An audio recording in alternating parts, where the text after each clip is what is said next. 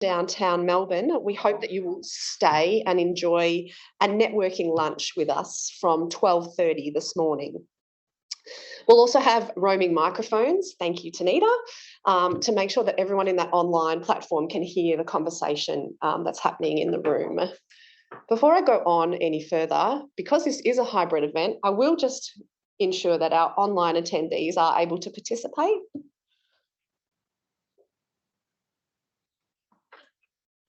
I mean, it wouldn't be a hybrid event without some tech glitches to start off our morning, but we'll get them all out of the way.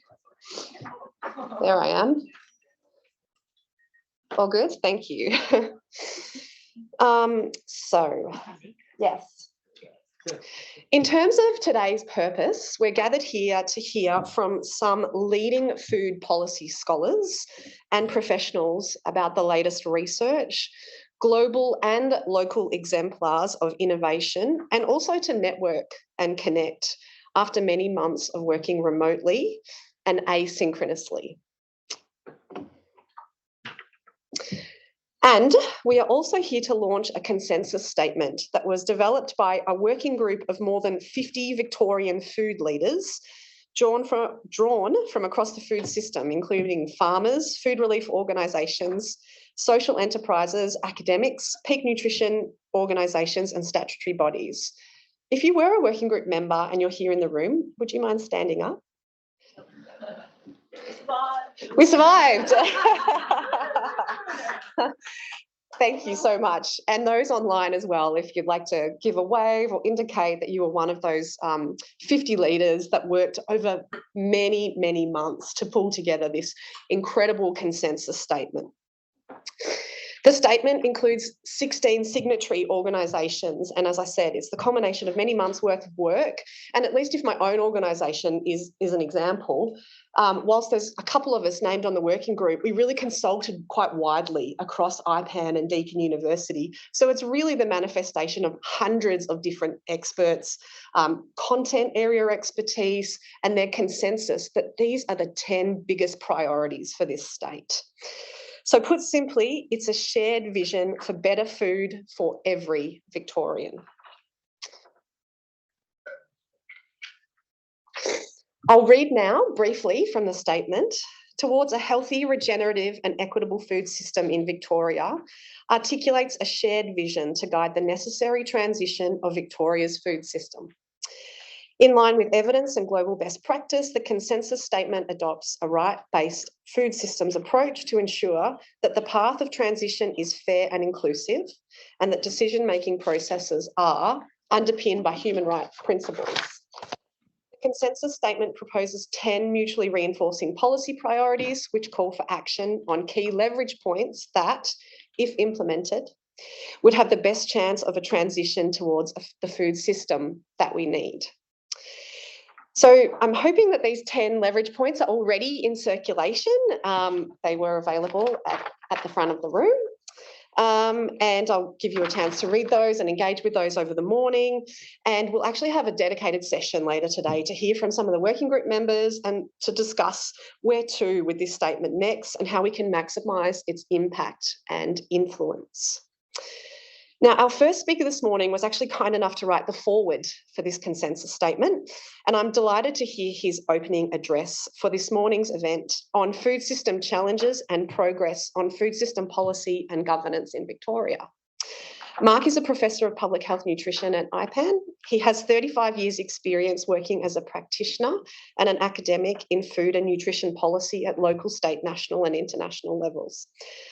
Mark's research interests focus on healthy and sustainable food systems, dietary guidelines, ultra-processed foods, nutrient reference values and food regulation. He is fresh from a flight from New Zealand. How amazing to be travelling abroad. So please join me in welcoming Mark to the lectern this morning. Thanks, Beck. Good morning, everybody. It's wonderful to see people face to face and sort of have a real sense to the occasion. Yeah, Jacinda and I flew in from Wellington last night and we had a bit of a chinwag. I've been asked to, I should just say some thanks. Thanks to the organisers, IPAN, of course, here at Deakin, University of Sydney, University of Wollongong, Sustain, and many others. I just can't speak highly enough about this consensus statement, but I'll say a few more words about that in a moment. So Nick and Beck and Belinda have asked me to give us sort of an overview, a sort of a bigger picture issue about food policy and governance and trends that are happening, and at the global level, the state, the national level, and also at the more local level. I'd also want to, very importantly, follow up Beck and give an acknowledgement to First Nations people, and that we are meeting on the lands of the Wurundjeri people, the Boon Wurrung people, and the Wadda Wurrung people, and pay my respects to elders past, present, and emerging.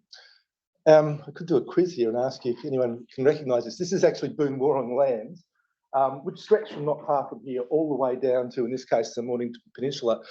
And I think it's relevant in the context of today's meeting, because I've been very fortunate to be going down to this part of the world for about 50 years or so now. And when I was a little boy, you know, I was always perplexed by these amazingly large mounds, which were full of, you know, shells. There'd be mussel shells, periwinkle shells, and this sort of thing. I couldn't work out, you know, how they got up there in the sand dunes and the cliff tops there, because the rock pools from which they came were like 30 metres or so below.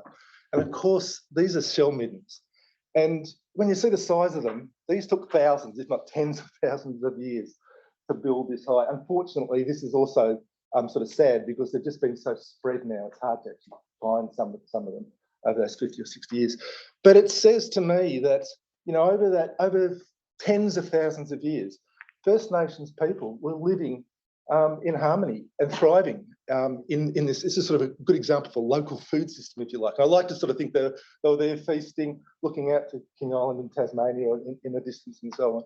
And they were stewards of the land. They knew how to harvest the shells and the seasons and so on. So I think it's really apt that we think constantly, as well as our acknowledgements, but we think about what that means in terms of demonstrating the ability for tens of thousands of years to maintain that ecological harmony and health.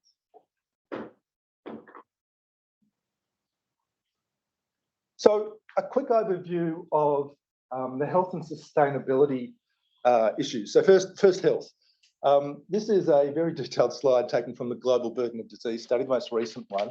The top half refers to women, the bottom half to men, and it shows the largest risk factors for health. The details aren't critical, just to say that dietary risk factors for women are the second line there, and for men it's the third line. And that's just dietary risk factors. That does not include the contribution diet makes, things like high body mass index and so on. So, you know, nutrition and diet right up there. And this is global burden data, but it's pretty similar at the national level as well for Australia. Sustainability, quick snapshot. So in 2009, a new concept came into play, and I think it has really gained traction, and it's Society of Planetary Boundaries, and how we think about the impact we're having with food systems. Food systems are one of the biggies here. So there are 9 planetary boundaries that have been recognised, and the regular reports against this concept. So food systems relates pretty powerfully to 4 of those 9. And global greenhouse gas emissions being one of them. Food systems contribute on average around the world 30% of those emissions. Water, it's even more substantial. So 70% of water use is for food production and consumption. And one that flies under the radar, but I think could possibly overtake all of those, is the issue about biodiversity. And certainly in terms of territorial biodiversity, food systems are the most significant player. So about 2/3 of the loss in biodiversity is attributed to food system practices. On the right-hand side, I'm not sure if Kirsten Larson's in the room, but Kirsten... I'll substitute. Hi, Serenity. Hi. So Kirsten and a team of us did some really interesting research around what-if scenarios. And so many of you might be familiar with this. So some really sophisticated modelling by Graham Turner at CSIRO.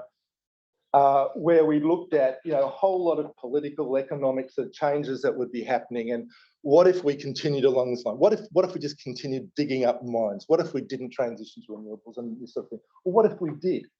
What would be the impact on the food system? So I'll put up just one of the scenarios here. So this is what if we just continue on the path we're on with our consumption patterns and our political decisions and so on.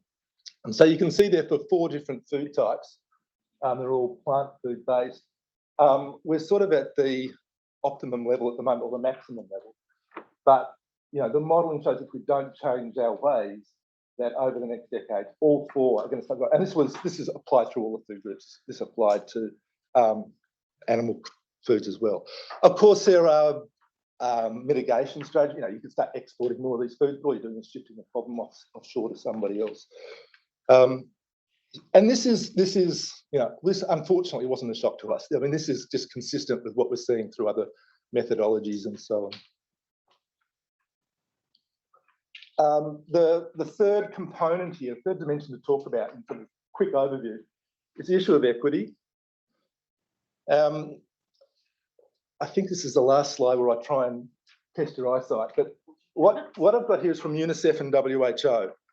Again, the details don't really matter. It's the pattern that I just want to illustrate here. So this was, they got together and they put out a ranking of countries from 1 to 180, where on their sustainability index. So this was sort of a blame and shame exercise. You can see in the sort of the top bar, I put the top 10 culprits for poor sustainability record, and the bottom 10, at the bottom half, were the better, if you like, 10 countries for sustainability.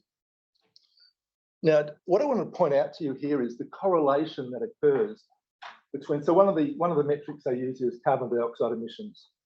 You can see all top 10 countries, and I guess it stands to reason if they're being blamed for a bad sustainability index, well, carbon dioxide emissions is one of the key metrics there.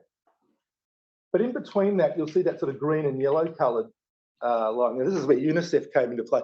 They developed a metric about what they call child flourishing. So this is related to growth, well-being, and so on with children.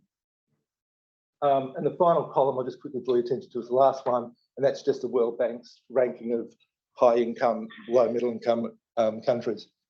So the point I want to make here is that look at the correlation between income status of the country, carbon dioxide emissions, and critically, child flourishing. And you can see the sort of the conclusion I draw from this, there's this strong correlation. The conclusion I draw from this, those countries that are least complicit in sustainability concerns are the ones who are suffering the biggest burden in terms of the next generation coming through. To me, this is a really stark example of inequity across the globe. Of course, it happens at the national and the local level as well. So just some data from recent data from Food Bank. One, and I'm sure you guys know this, I feel like a bit of an imposter in this room actually when I start talking about some of these figures. But Food Bank says that 1 in 6 adult Australians suffer severe food insecurity, and they report that half of those adults, if they're parents, report having their children going at least 1 day a week without eating.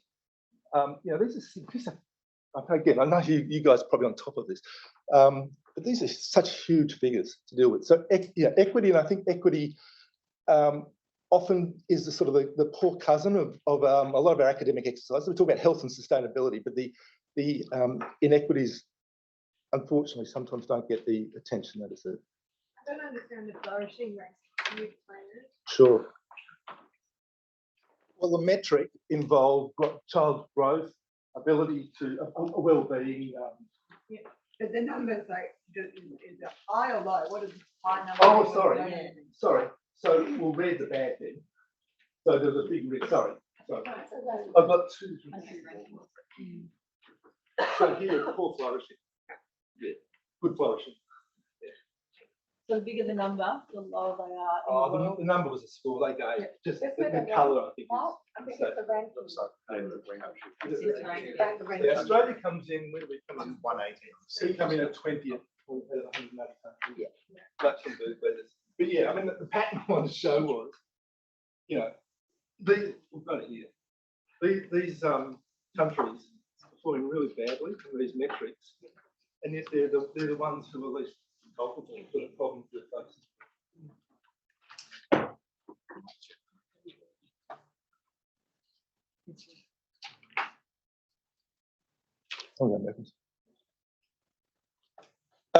In response, the WHO, Food and Agriculture Organization, got together and put out these sustainable health guidelines.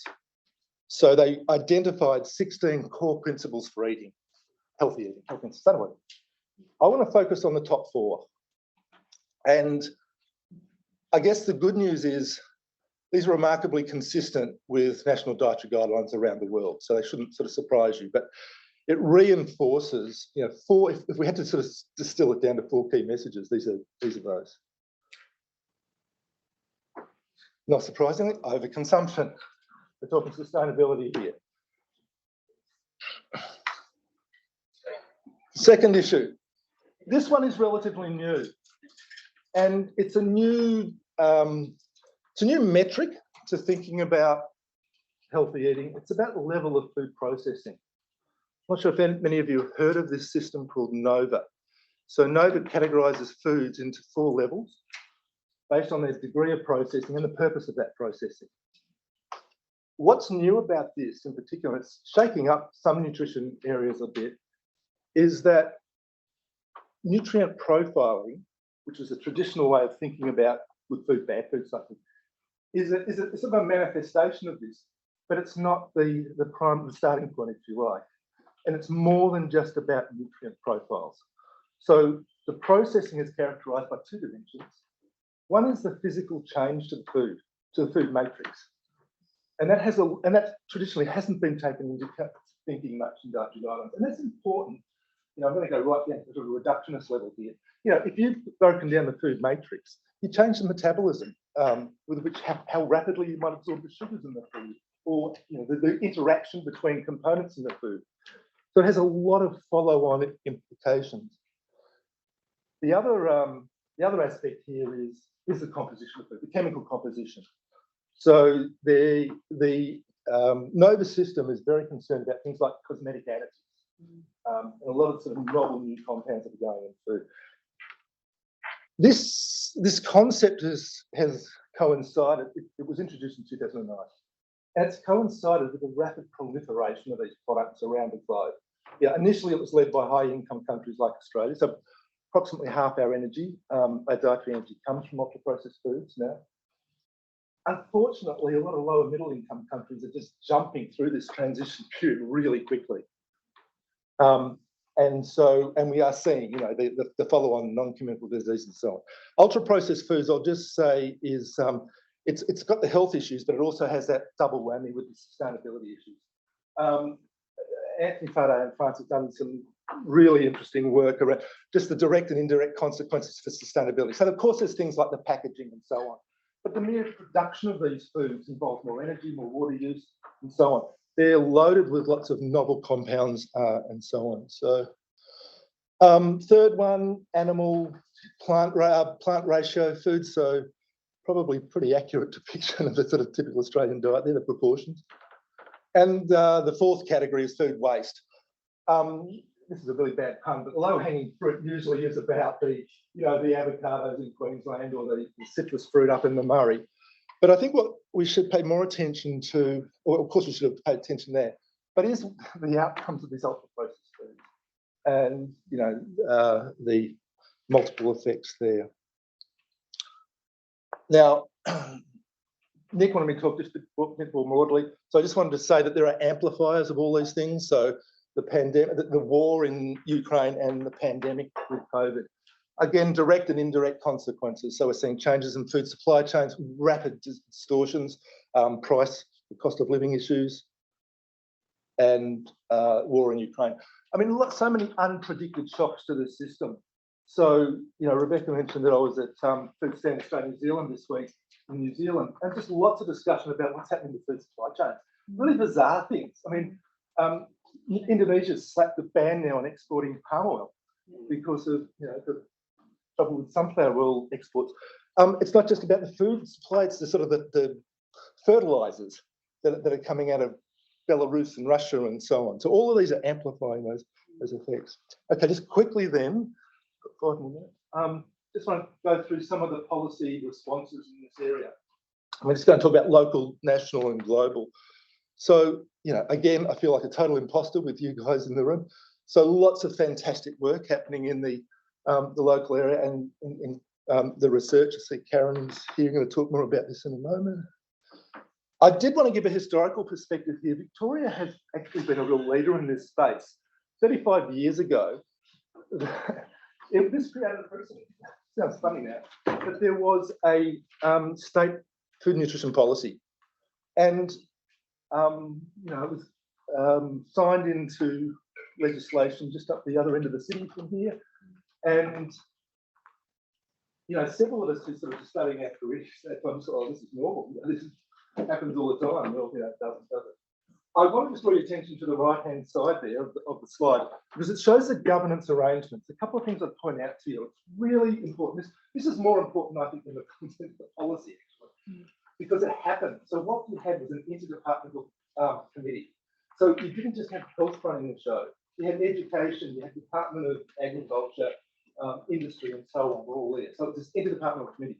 There was about a community group, about 25 different organisations and their reps who would come in and be consulted, and sort of a good grassroots type contribution to driving this. I could say many other things about it, but the other thing which is very novel about it, because of the time it more than anything, if you look on the extreme column there, you'll see the Victorian Health Promotion Foundation. Well, that's Vic Health. Yeah, it actually started the same year, and one of the first things that, and you know, the politicians negotiated this.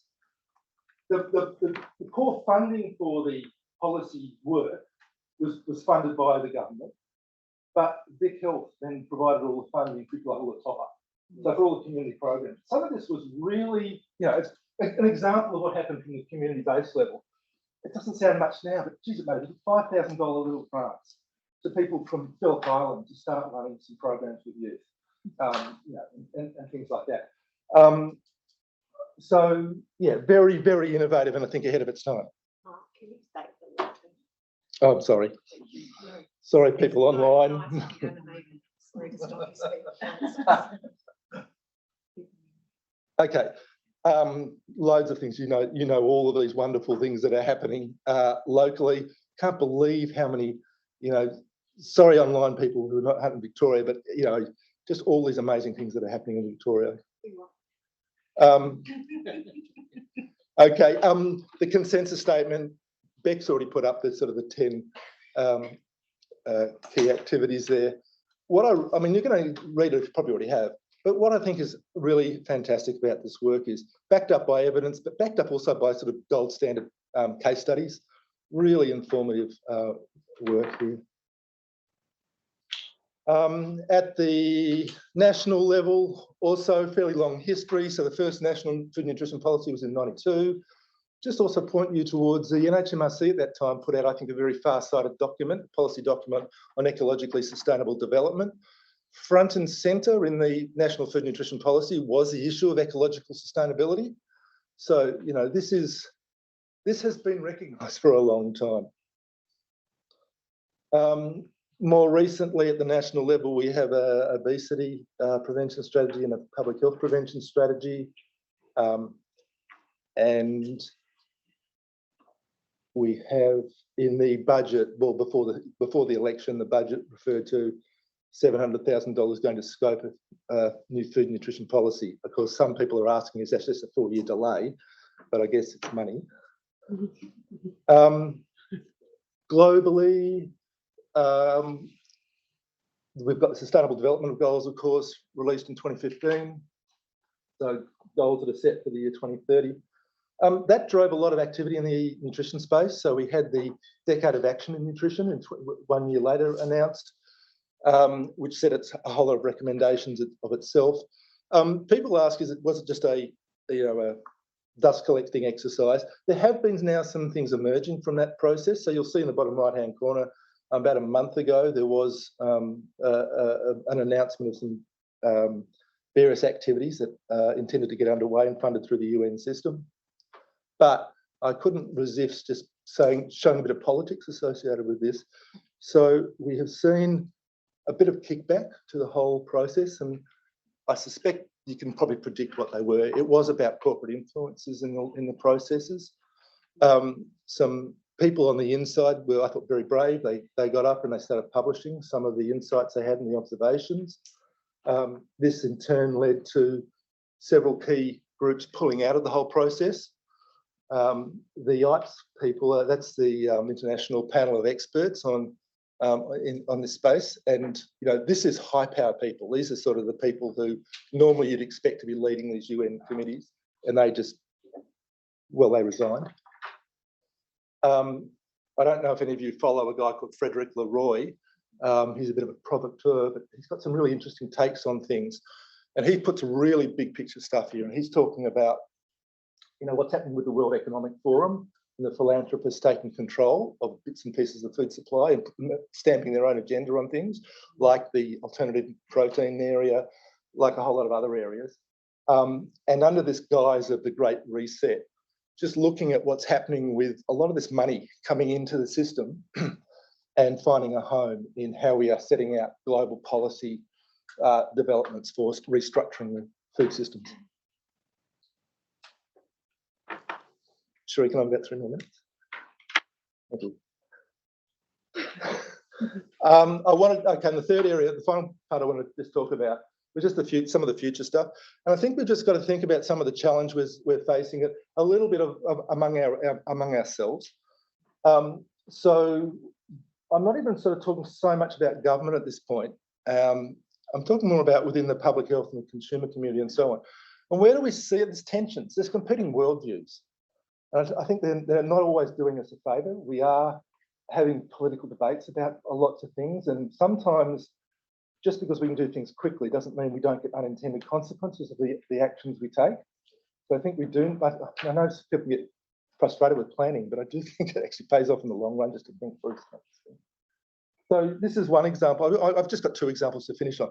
The first one is this continuum from sort of a reductionist worldview through to a more holistic or systems worldview.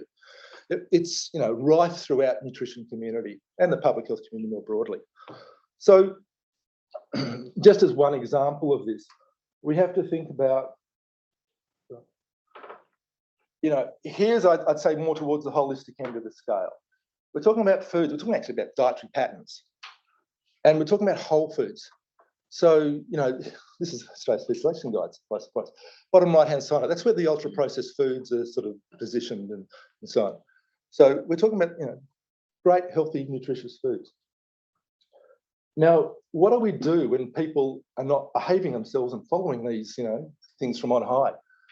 Do we then basically just chastise people and just start saying, eat more fruits and vanilla, or do we work with what's out there? Now, this is a real tension, I think. So, for example, I think many people are frustrated that not much work is going into these sorts of foods, and what we're getting is so much attention focusing on these sorts of foods.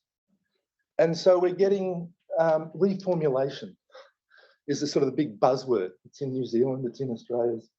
And, take out the sugar and suddenly is it healthy? Don't take things out. What about putting things in? Let's put in loads of fibre. And this is a nice white fluffy bread. Yeah. What you're saying here is there's too much attention focused on what people shouldn't be eating as opposed to what they should be eating. So don't do this, don't eat that. No, it's more that the foods, which let's say ultra-processed foods, there seems to be this worldview of we can fix them. Yeah. So rather than let's eat the minimally processed foods and so on, let's just take the foods out there and just reformulate them. Bad foods and make them better. Exactly. Back to stick good foods that are already available. Exactly.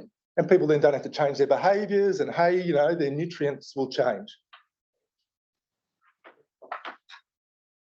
Now, I couldn't resist putting this last one up. This is just the night before last.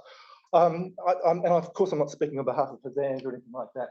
But, I walk out of the meeting, and I'm right in the middle of Wellington Central there, and there's a big bus station. and blaring out. This is like a stone's throw from the Fazan's offices. And here's this Coca-Cola product. And it's, you know, unapologetically, yeah, 5 stars, Peter. So, you know, it's got everything. It's got the reduction in the sugar, and it's got protein isolates being put in, and so on. So it's this sort of way of, are we going to nutrient reformulate our way out of these crises? Is this going to solve sustainability? You know, it's so much attention on this sort of stuff. Okay, the second one is just about, again, it's about worldviews. It's about where do we focus our attention with our policy activities. You know, we've got very small budgets here to deal with this. So this slide is just showing, this again from the FAO, this is the complexity of the food system. In fact, we probably just deal mostly with that sort of that middle line through the food supply chain area. But, you know, the FAO talked about all of these external impacts. So, you know, it is about the conflicts, it's about pandemics, it's about inequities and so on that are determining what the supply looks like, what people's behaviours are, and so on. And of course, we realise all that. But why is it that we expect so much of our health departments to carry the can for this? It's almost like the health department's left to solve all the problems. And, you know, there are all these other departments, whether it's at the local level, national level, or global level. And, you know, why aren't we doing more to coordinate and just get those synergies happening by working more in lockstep with departments of finance, agriculture, of course, and education departments and so on. And so there's this sort of this world, it's a bit like reductionism again, that we're just going to focus on these campaigns. We're just going to reformulate things. But how much more could we achieve if it was sort of this all of government approach? If we're going to transform food systems, this is what we're going to have to do. Final slide.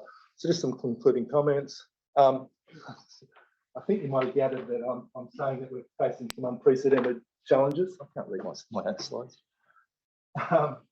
And the good news is that it's really ramped up the amount of political interest in this space. Now, we are getting more dollars and more expectations in this space, but, you know, sometimes be careful what you wish for. He says, trying to read his next point. If we need to get the policy settings, we need to get the policy settings and governance arrangements right so that we don't get unintended consequences. We think through about our worldviews and so on. And the final point is about the consensus statement as a perfect example of planning and where we should be going. Thank you, Beth. Thanks, Mark. We asked Mark to give in just 20 minutes a perspective on local, state, national and international food governance issues. And I think he more than delivered on that very difficult task. And we do have about 5 minutes to ask any questions. So I'd invite people in the room to have a think. I can answer 1 or 2 questions in the room and then also those online. Why don't I kick off and ask you, Mark, a question about what do you see at the moment? There's ebbs and flows in kind of the state and opportunities for real change around equity. I love that you emphasise that, healthy and sustainable food systems. So what's your kind of projection at the current state of play? My projection is, and this has been very influenced by the last week of discussions in New Zealand, of all places, the health department, this is just one example, of course, but when you talk to the health department people there, they want to do things. I believe the same applies in Australia. There is this real appetite for change, you know, at all levels of governance. And I mean, I haven't been aware in, you know, my experiences of so much, you know, recognition of the need to act. Sustainable. I mean, I believe there is so much now. You know, it just feels like the shutters have been lifted, doesn't it, after the election, and the, you know, the attention towards sustainability in particular. So I think we really are on a flow and what have you. Sounding like a broken record, but geez, we've got to be careful that we take advantage of this and we do stuff that is transformative. I really hope we don't just end up with a whole lot of little tweaks and nudges. Let's really try and work across alliances Optimistic, cautiously optimistic. Yes. Thanks, Mark. Tanita has got the microphone if anyone in the room would like to ask Mark a question. or otherwise, if you, thanks, Lisa. Thanks, Mark. And this is probably a question to the room as well. Picked up on the giggle that everyone gave with your protein booster at the bus stop in Wellington, packed with nutrition, but the giggle was around the 5-star rating that we all saw on the bottle. We pretty much, the day our industry rated Diet Coca-Cola 5 stars over fresh orange juice 3 stars, we lost the whole agricultural industry. There has been a really strong push, being in ag and paying my farmer lobby fees, to get away with all this health mumbo jumbo because it helps no one. How can we, when we said in that slide we should work together with finance, ag, etc., how do we reopen that conversation and say, well, actually, I think we agree too that Diet Coke shouldn't be the preferred intake versus orange juice, when we start with this conversation of bringing everyone to the equality and equity of the conversation, that everyone's walking around the table and there's not villains, but there's everyone has an opportunity to change and moderate. So maybe to the room, maybe to Mark. I'm sure there's going to be so much expertise in the room to answer that. But one of the reasons that I was really looking forward to today, and this is totally genuine, is I just think some of the people who are leading the charge aren't necessarily going in the right direction, and you guys, from what I understand, are going to hopefully be a bit of the neutralizer or not just neutralizer, but kick just what you were saying. I think the sustainability issue really opens up an opportunity, because so much of I shouldn't be so binary about this. Some of the public health stuff's fantastic, and I actually mostly am against thinking in terms of nutrients and reduction, but some of the stuff's necessary. I mean, a sugar tax on soft drinks seems to make sense to me, and things like that. But on your point, I think we need to broaden the debate beyond nutrients, and let's start talking about food. Let's start talking about diets, food systems, and so open up the debate around sustainability. Get in there. Again, you guys are going to be far more expert than me about this, but the message is only part of it. It's about your alliance building. It's about engagement and so on. And what's happened is that I've seen, speaking very frankly to you, but I have seen at many levels of government willingness just to listen, but only hearing that sort of reductionist worldview coming through. And there's sort of some mention, tacit recognition of systems thinking, but it's all very difficult, isn't it? And especially when you're only dealing with the health department, and all they can do is do the things they're doing, and they're trying. Yeah. So you guys are sort of, I'm seeing as the sort of the big white sort of charger going out and setting the agenda, I'm hoping. Just one last question from our online audience. Thank you, Mark, and then I'll give you a reprieve. All right, thank you. We have a question from Holly Jones. Holly says, thanks, Mark and all. With all this momentum and urgency around healthy, sustainable, equitable access, how confident are you, and how important is it that the next iteration of the Australian Dietary Guidelines acknowledges environment and sustainability? Great question, Holly. Look, I'm really hoping. The stock standard answer would be to say, have confidence in the system because it's evidence-based and the evidence will produce what it produces. I think this is such an overwhelming amount of evidence now about, issues about. We just need to act as soon as we don't need to nudge. We need to transform.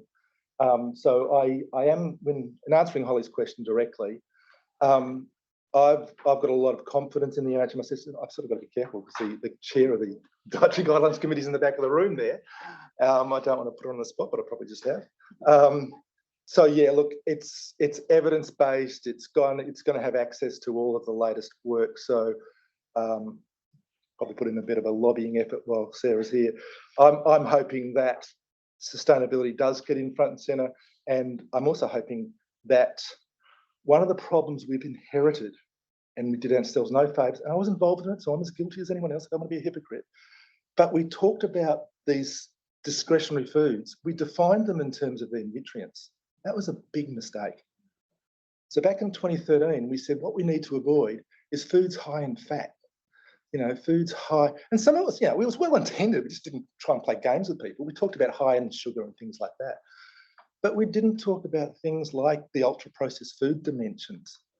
So I'm hoping that we come, I am lobbying, I suppose. I am hoping that, you know, there is some broadening of this, the discretionary part of the thing to being more about ultra-processed foods than just yet more reductionist nutrient way of thinking. Sorry, Holly, it's a really long answer. My final thing is I've also got confidence because there is incredible momentum in other national dietary guidelines around the world. So we are seeing a rapid uptake of sustainability in national dietary guidelines around the world. It just didn't exist, well, maybe one country 10 years ago. It's now double figures and it's going to keep growing rapidly. Sorry, it's a very long answer. Thank you very much, Mark.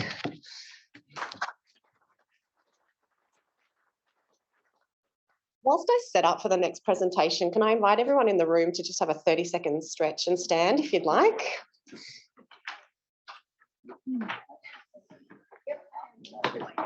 How are you? Be hiding in the We're doing what? Having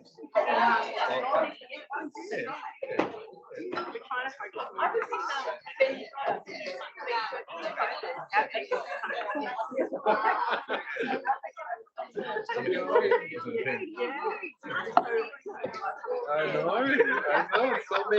So many places that we've been sitting for 2.5 years. Oh, it's doing that annoying thing again, Karen, where it's moving here, but it's not moving on the slide. Oh, what did we do last time? Did we? Put it on. Yeah, exactly. I know how to do this. Oh, you want a food place? Oh, okay, right. But all of that discussion too. Food security is hard. I'm quite keen to use this. Are you happy enough? Doesn't matter. I think the audience are finding it hard if you use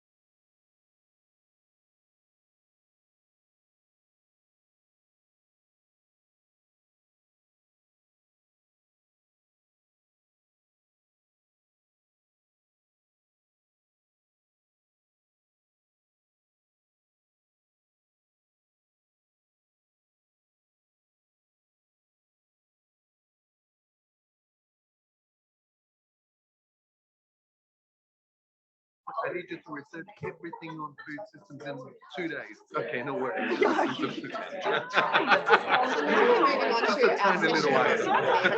Where we have an opportunity to hear about an Australian Research Council Discovery Grant project. The project's titled Healthy, Sustainable and Equitable Food Systems, Growing the Role of Local Government, ? And we're really lucky to have Professor Karen Charlton to speak on behalf of Dr. Belinda Reeve from the University of Sydney Law School, who unfortunately couldn't be here this morning. So Karen is a professor in nutrition and dietetics at the University of Wollongong. She's an advanced accredited practicing dietitian and a registered public health nutritionist. Karen's research has translation into food policy, including salt reduction policies and iodine fortification. She conducts food-based clinical trials on the impact of plant-based foods on health, and Karen is committed to training the next generation of nutrition professionals to have a deep understanding of sustainable food systems and the interaction between planetary and human health. And really, bravo for that, Karen. It's wonderful to have that workforce skilled in that area, absolutely. Karen is a chief investigator on the ARC grant that was led by Belinda, and we're very lucky to have her here talking to us this morning. So thank you, Karen. And we will have a chance to ask both Karen and Amy, our next presenter, some questions, and I'll just take those questions together at the end of the session before we break for morning tea. Thanks.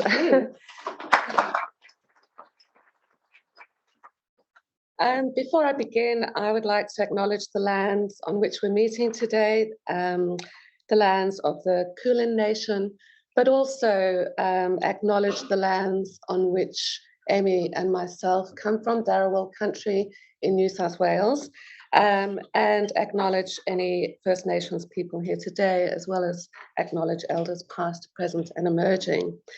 So I'm really sorry if you were expecting Dr. Belinda Reeve, and I'm sorry too, because she's a great speaker, but you're stuck with me, I'm afraid. Belinda has COVID, and she was as devastated as I am that she was unable to attend today. So the Wollongong team are here, and I wish that I'd actually put up a picture of Wollongong when Mark was doing his show and tell. I normally do, when I go overseas, put up a picture of Wollongong, but hands up in the room, who's been to Wollongong? Oh my word. So I probably don't need to tell you how wonderful our lands are. So I did actually take the question mark out of the title because I wasn't quite sure if I was going to need to answer a question at the end. Growing the role of local government, I'm hoping that you'll be convinced that it is essential and that hopefully our research is contributing to that. So question mark taken out. I, first off, will introduce you to this ARC project, which we were fortunate enough to get funding for. I mean, nowadays we all know that sustainable food systems are essential, but back when we got this grant in 2019, the narrative was not quite to the level where it is today. So I think we were quite amazed that ARC actually funded this project, but hopefully it's paving the way for more people in research into sustainable food systems to get funding, because it's a pretty difficult area to get funding in. I'd like to acknowledge, first of all, Belinda, who is from the Sydney Law School. And I must admit, working on a team with not just one lawyer, but two lawyers has been phenomenal, and I've really enjoyed it. So our other lawyer on the team is, of course, Dr. Nick Rose, who needs no introduction. And so the three of us were the chief investigators, Belinda, Nick and myself. But then on our research team, we have Dr. Amy Carrad. There's Amy, she's going to be speaking to you in a moment, who has really been the glue and pulled this entire project together for us. And then we've had other research assistants, Kearney, Lizzie, and an honours student, Rebecca Smith.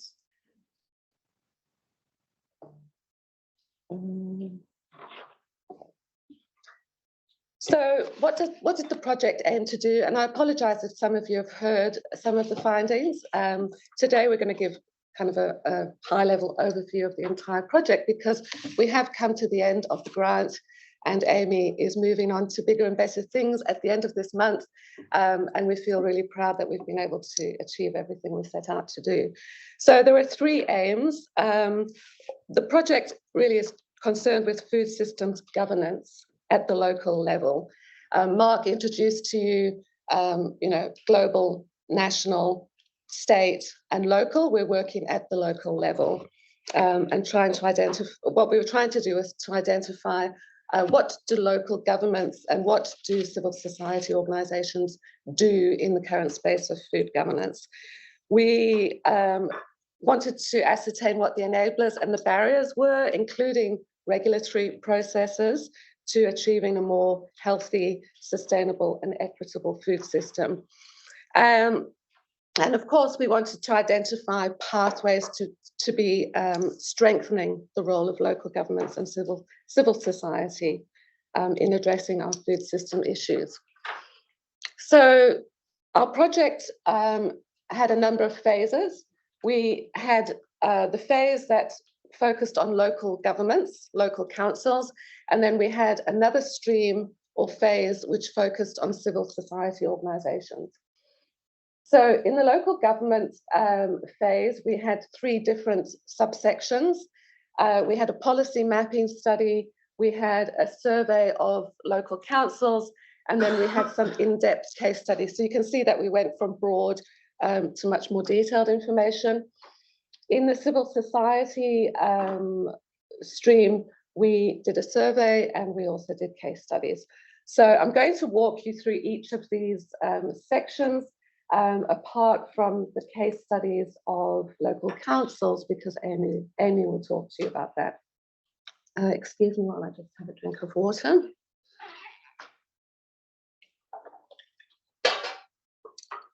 So if I had to have a subtitle to this part of the study, I would call it Labour of Love.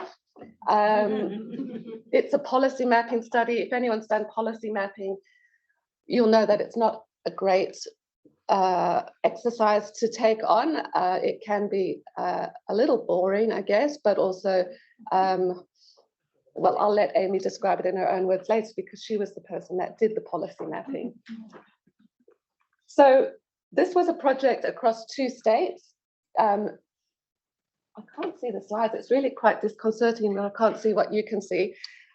So we worked in New South Wales and we worked in Victoria. So these were the 2 states that we focused on. Obviously, we would have liked to have had more states, but we probably wouldn't have been able to do this project within the time frame. So it's just New South Wales and Victoria. For those of you that don't know, there are 207 councils in New South Wales and Victoria, and Amy was tasked with going onto the websites of each and every one of these councils. Sorry, the New South Wales councils. We had Kearney who was doing the Victorian ones, and mapping their policy documents. Now you can see why it's a labour of love. They searched online for any policy that related to the food system, and then we had to map this against a content analysis framework. So a framework was drawn up because we needed to, have some systematic way of characterizing all this information. So this was the framework against which we mapped all of the policy documents. There were different domains, and you can see the health and well-being domain had the largest number of indicators. So it's basically a tick. Does this council have a policy relating to food systems? Yes, no, and then it was synthesized. This, I don't expect you to be able to read at all, but this is our big picture of the final results from the policy mapping study. We have made all of this information available on our website, and you can go there to have a look at this in detail if you would like to do that. I'm just going to pull out a couple of key findings for us. So in total, over 2,200 policy documents were trawled through by our research assistants, New South Wales, obviously, because there were more councils in New South Wales, had more documents, but not that much more, if you can see. And this is probably the headline finding from the mapping study, that only 2 councils in New South Wales had a dedicated food system policy. 2. Canada Bay and Blacktown, for those of you that are interested. Victoria did so much better. They had 11 councils in Victoria had dedicated food systems policies. So what is a dedicated food system policy? This is really, an overarching systems thinking approach to food and the food system and the food supply. Okay, I think I'll move on from there. So I'll just pull out the most commonly addressed framework recommendations. It's hardly surprising that food safety was covered by almost all councils. And this is because it's the mandate of local councils to monitor the safety of the food system, food safety inspections of food premises and things like that. The next most commonly addressed framework recommendation was support for sustainable local production. And I'll just give you a couple of examples. This was protecting agricultural land, supporting farmers with holistic land management, promoting uptake of sustainably focused technological innovations, that kind of thing. And then food loss and food waste. And some councils, and we're very proud that in Wollongong and Kiama councils, we have a FOGO service, food organics, garden organics, and that would have come under food losses and food waste, just as an example. And then at the other end of the scale, these were the least commonly addressed recommendations. All of these were in the health and well-being domain. Restricting unhealthy food in vending machines, almost none of the councils had a policy or it wasn't mentioned in any of their policy documents. I'm just going to skip over this quite quickly because it's all there in the report, which you can access pretty easily. Because I am here in Victoria and because I'm amongst such eminent food systems researchers and advocates, I thought it would be Amy thought it would be quite nice to have this slide put up because Victoria is really, leading the charge over New South Wales, I'm afraid to say, but they are. So in terms of differences between the 2 states, the band at the top is New South Wales, and the lighter band underneath is Victoria. So, sorry again, just some water. So you guys are doing much better than New South Wales. That's the gist of it. Yeah, but we're looking towards you for guidance. And probably the most exciting thing that's happened to me this year was being able to go to the parliamentary inquiry into food systems and food production in New South Wales. Hallelujah. And I was representing Dietitians Australia, but of course I could also throw in some of our findings on local councils. And I felt that was really powerful to be able to do that. So we're waiting with bated breath to see if there are going to be any outcomes to that inquiry. All right, because this is research and because, we have to get publications out, we've been very diligent in getting our information out as quickly as possible. But more exciting than that, all of this policy mapping information is available on a database that is housed on the Sydney Law School website. So you can go in and you can search any council in Victoria or New South Wales, and you can put in some words like beekeeping, for example, and you can see if your council has any policy related to that. So it's a great resource. Of course, we don't have any more funding to update it, so it could possibly already be a little out of date, but it's there. We've got some beautiful reports which have lots of pretty pictures in them. I was hoping Amy might have printed some out to show you, but she said that would be a complete waste of paper. But they really are beautiful representations. You can take snapshots if you wanted to show or to advocate. So we wanted to make the information available. And we also have a journal article on the policy mapping. So that's in Australian and New Zealand Journal of Public Health. All right, I'm going to speed up a little bit because I'm pretty sure I'm using a lot of my time. 5 minutes left. All right, so the next little block, you might remember that I showed you, is the council survey. Why did we do a council survey? Has anyone in this room ever tried to ask local governments to do a survey? In one word, what would you say? No, don't go there. Please don't go there.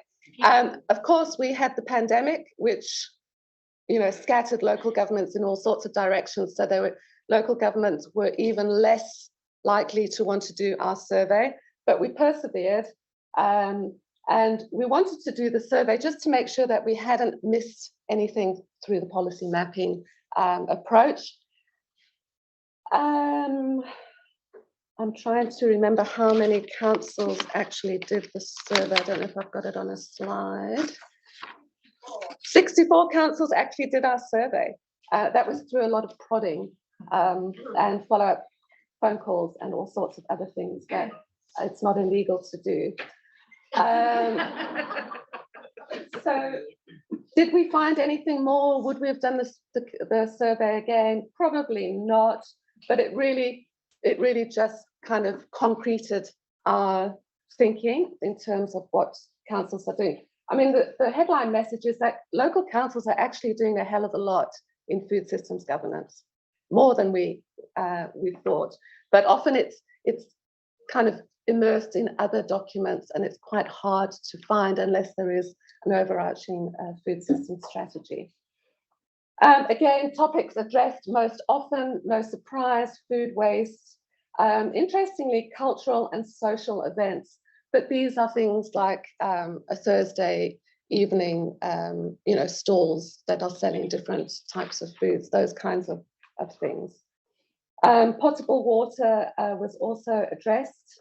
So the councils had to identify which of the things they did most, and that's what they identified. Least commonly addressed in the survey document or survey findings was market gardening, sustainable agriculture, and food systems resilience.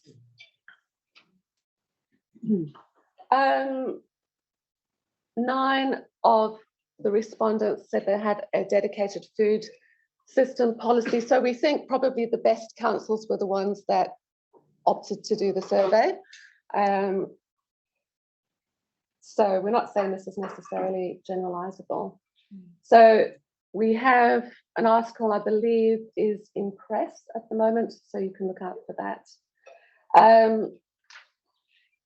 Amy's going to talk about the case studies. So that's just to kind of position you in the format that I showed earlier. So Amy will come back to that in a moment. Sorry, I'm going the wrong way. All right, so that was our local government kind of block or stream. We felt it was very important to also understand what civil society organisations were doing in the space of food systems governance. This is the response from our survey, which was also pretty hard to get respondents because often you can't find the right person in the organisation that will be able to do the survey on behalf of the organisation. So we had 43 responses, mostly NGOs, but we also had some social enterprises, food coalition, and business, but it's not business like Coles, Woolworths. These were businesses that self-identified as having something to do with local food systems governance. And then we had one collaborative research group that also responded. And I'm trying to remember, that was the Food Lab Sydney, led by Alana Mann.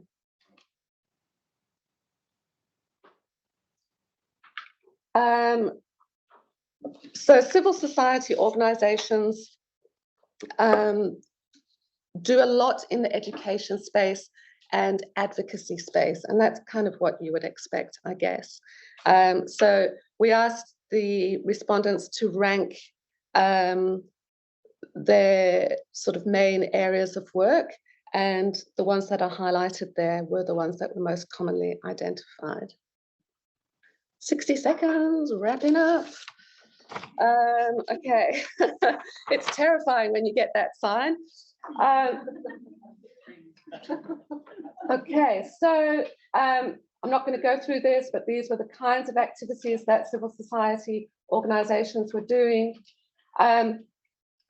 Everything on this list could be seen as an enabler and or a barrier. So if they had funding, it was an enabler. If they didn't have funding, it was a barrier. And of course, it's a no-brainer that lack of funding limits activities. But it is a real problem for civil society organisations to get money to do food systems governance type of work. So the key learnings from this survey was, again, there's a wide range of activities taking place by civil society organisations, but they need more support. These organisations, and many of you in the room are representing one of those organisations, and indeed you may have been one of these respondents. So thank you for that. Belinda put in this,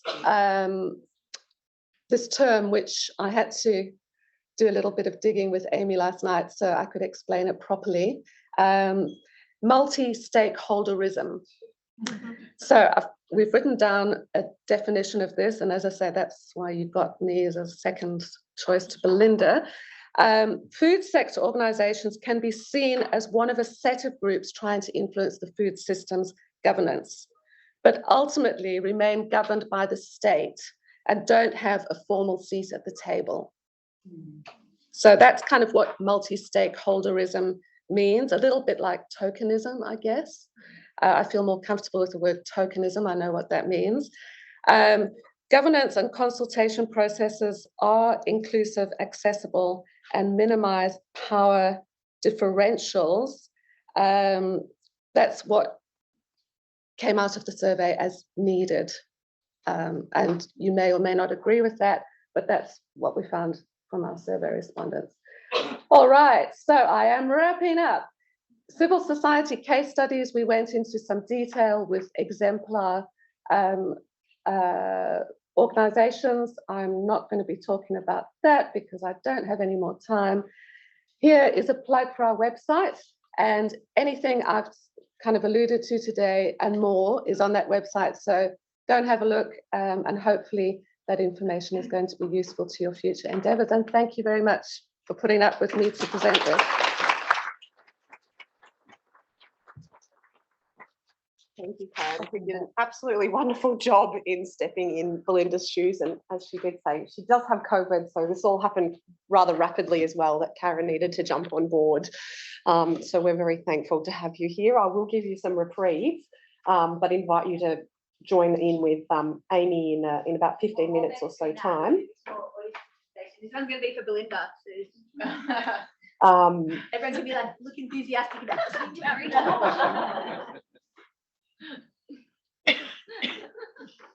So whilst Amy's working on her audience participation, I'll tell you a little bit about her. We're very lucky to have Dr. Amy Carrott here with us this morning.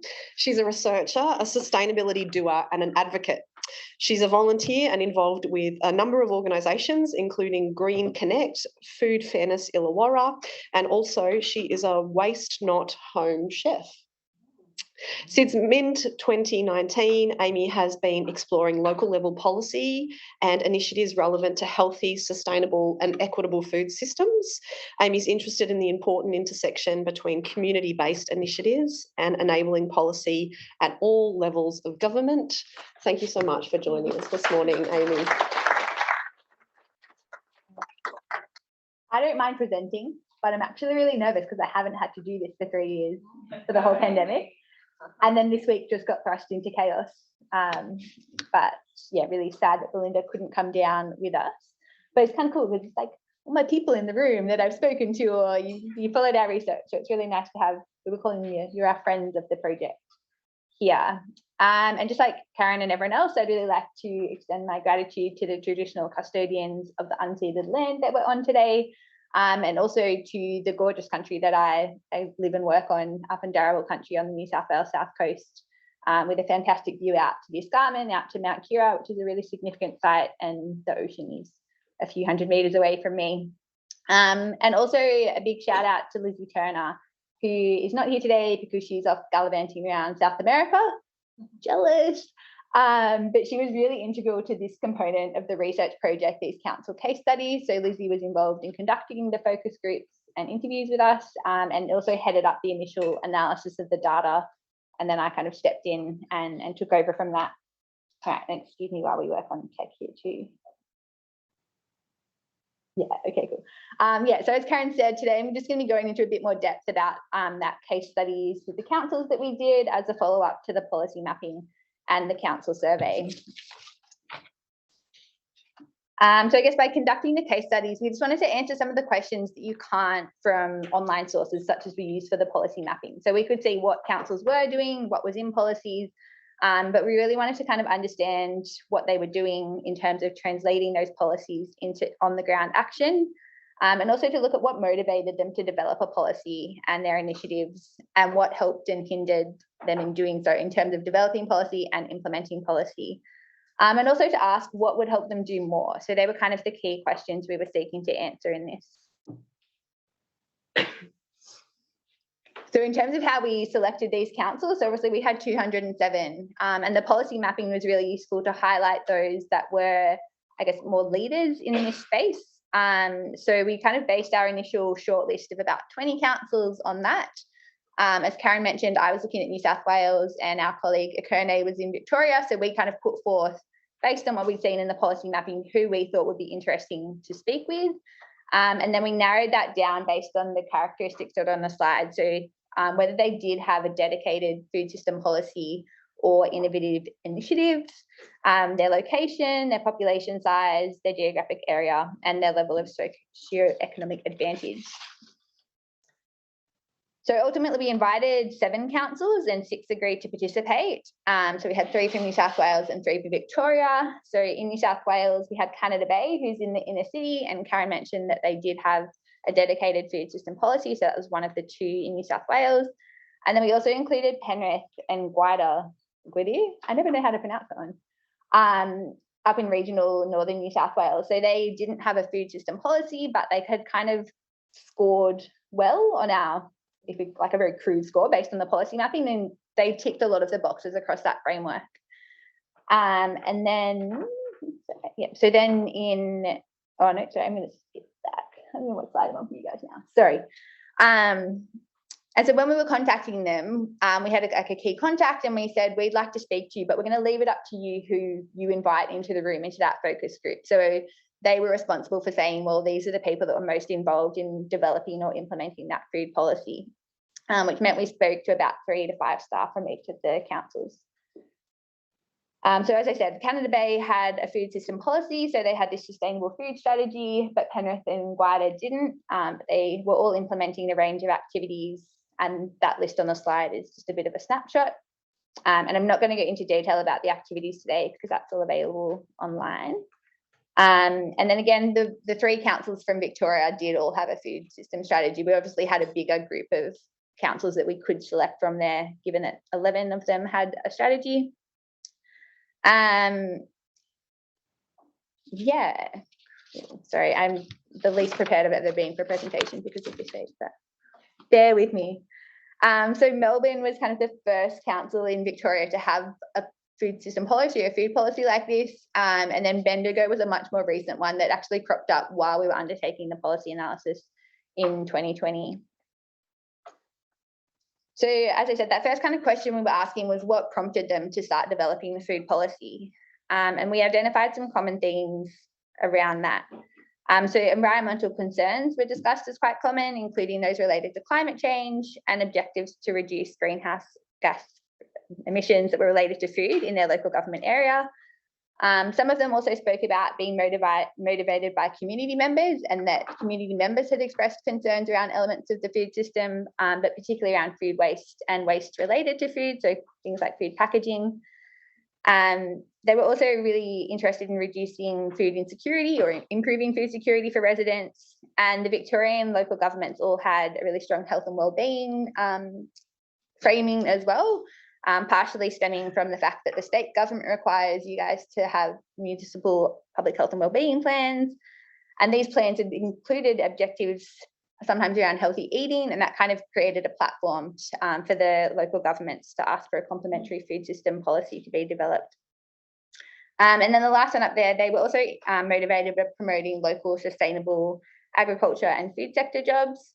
Particularly for Penrith and Cardinia, who are on that kind of peri-urban fringe where they have that conflict between urban development and maintaining agricultural production, and obviously for Gwydir, right out in northern New South Wales, that's a big food production zone.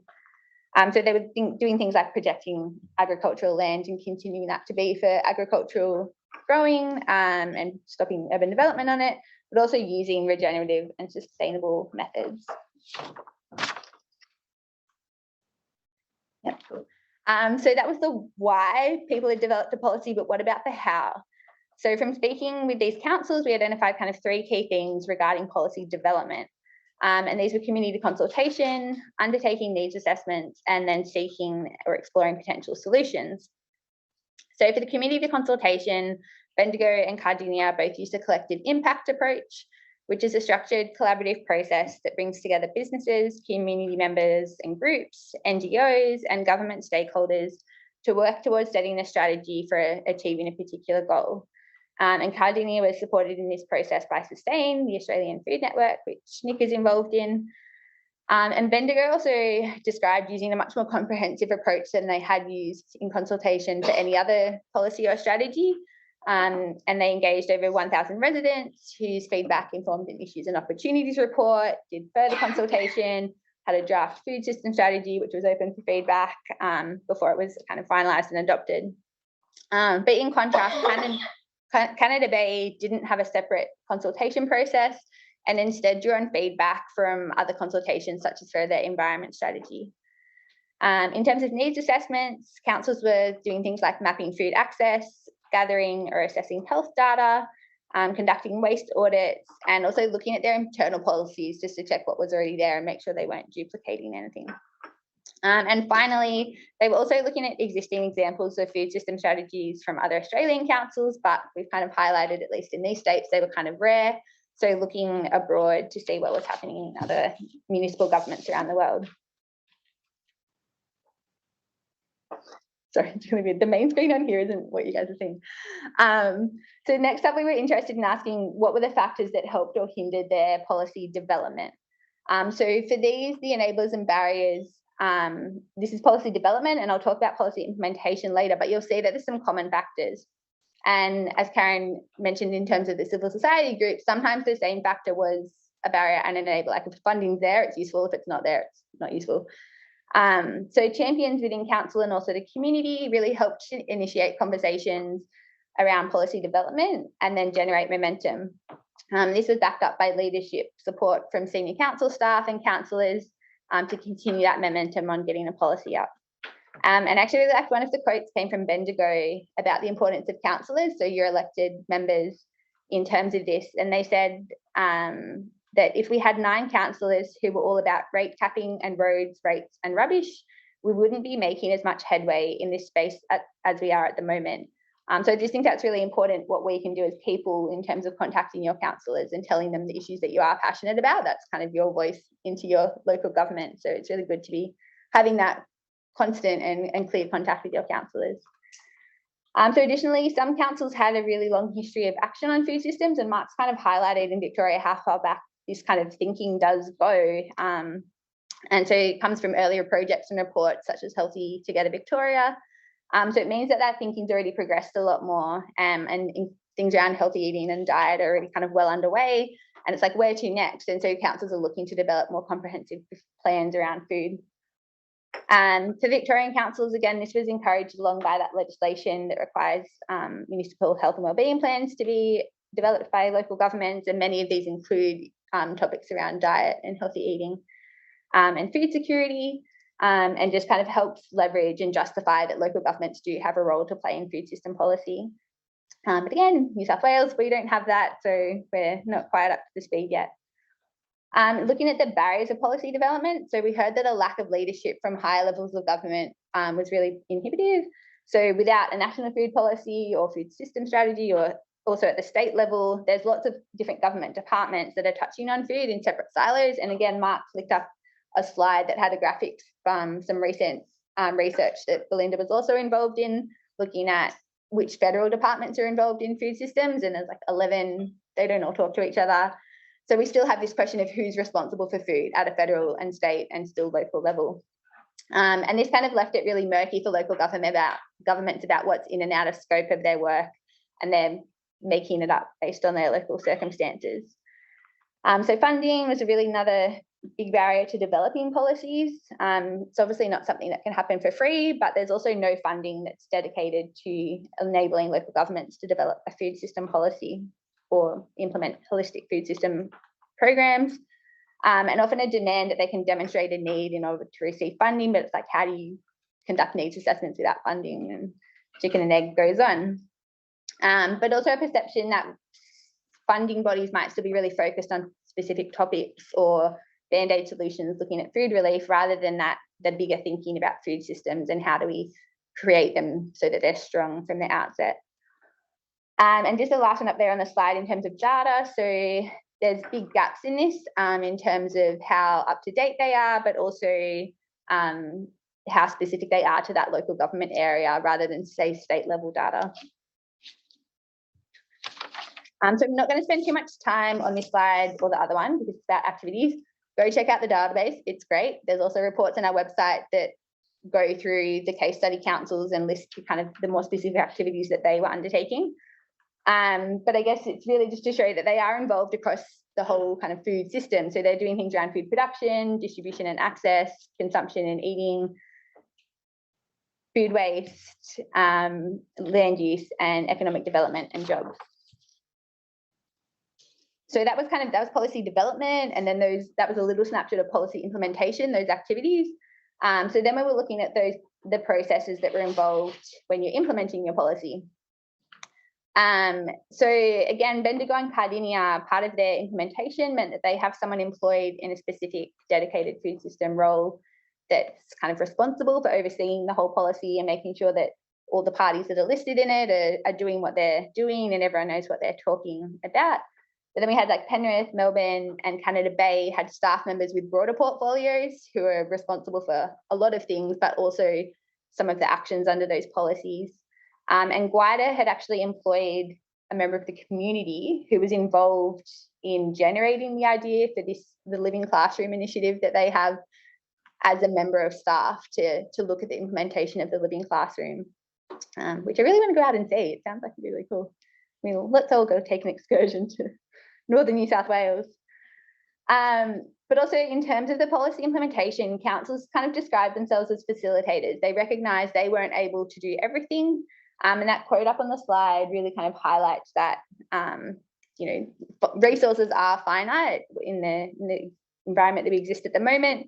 So relying on partnerships, particularly with health services, say in terms of delivering dietary and healthy eating education, so health services, but also education. And so Guida has a connection with Southern Cross University's Regenerative Agricultural Centre, which is an in for them in terms of industry training, education and research opportunities.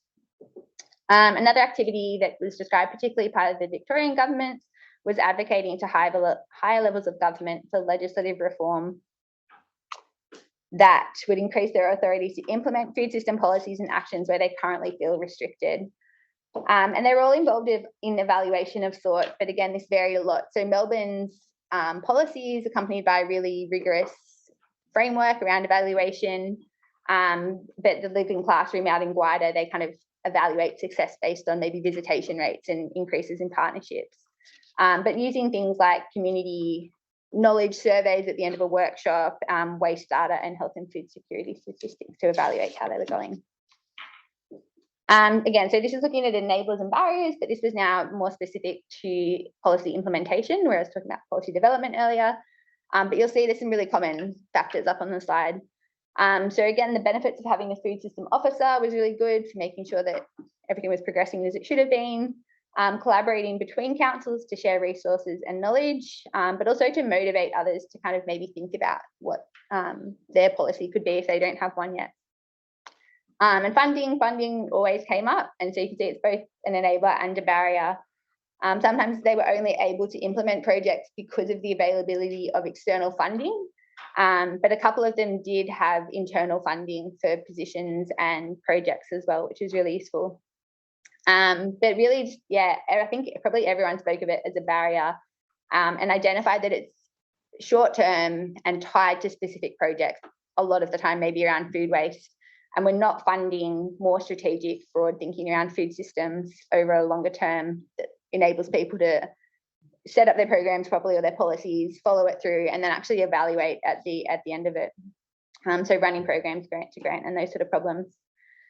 So Melbourne described an international community of practice as being quite useful. So things like the Milan Urban Food Policy Pact, which gives them a bit of a framework for framing their activities, but also gives them some examples again of what's happening around the world. So again, barriers, the lack of direction from other levels of government was problematic. And I think it was you guys from Bendigo that the sausage sizzle example was a common thing, if that means nothing to anyone else in the room. The food safety regulations mean that kind of it's just the easiest thing is to sell sausages and onions and white bread. But if you want to sell anything like corn on a cob or a veggie fritter, that comes with like a higher food safety risk rating. So it means that community groups, like it's just too hard. And it's state level structure that would make it, if that was changed, it would be a lot easier for local governments to support community groups to supply healthier options at community barbecues. And again, lack of data. So again, not being able to demonstrate a need when you're applying for grants to try and implement activities under the policy, but also just not to measure the outcomes that you're producing, particularly around long-term and more complex things like health outcomes and environmental impacts. And lastly, obviously, COVID hit everyone really hard, and local governments, and I think someone said that earlier, like they got scattered, people were pulled onto different units within local government. They had to cancel face-to-face programs around their food activities. And it was this big challenge. They described that it kind of derailed the trajectory they wanted to be on, and they had to concentrate on things like food relief a bit more urgently. All right, we're getting close. So this one here, yeah, so this is kind of like the wish list. This is when we said to local government staff, like, what would help you do more? It's actually nothing new. It's nothing that I haven't said already. So it's probably just kind of flipping the barriers. They said, just take the barriers away and it'd be great. But yeah, so like more funding, having partnerships, having frameworks at higher levels of government and all those things, and having power through planning schemes. I'm really close. So then we have some recommendations. So this is for local government, but also for others. So creating a dedicated food system policy. It's not necessarily creating a whole new thing, a whole new layer of work within local governments. We can see from our policy mapping that they're doing work, but that it's not tied together, and that government departments might not know who else is doing what in their local government. So the policy just kind of really brings all of that together. But also creating that through community consultation and genuine processes that involve community. And importantly, establishing objectives and measurement while you're developing the policy so that you can measure your outcomes as you go. But also just integrating food-related issues into non-food specific policies. And we could see that again, there's policies that are around installing free drinking water in public spaces and having procurement policies that preference sustainable and local food. Yeah, employing someone to oversee it, that's also a great thing, but obviously requires a big budget commitment. And then, yeah, for the state level government, a lot of these local governments from the case studies felt constrained by what they could do because of state level structures. So it's really about working across those different layers of government to make sure that the people that we're expecting to do on the ground work in our communities, local governments, can do what they want to do. And just backing that up with ongoing and sufficient funding. And we can't be asking local governments to do more without giving them that funding. Yeah, so I really hope that's giving you a little bit of an insight into those local government case studies. And we have a plain language report, so that's the cover of it there up on our website. And we've got a journal article that we've submitted and is being reviewed at the moment. So this report kind of steps it out more council by council, and there's like a little section, there's a few pages for each one. And the journal article is more of a synthesis, so kind of more what I presented today, going through like the themes that have come out of it. Yeah, thanks, guys.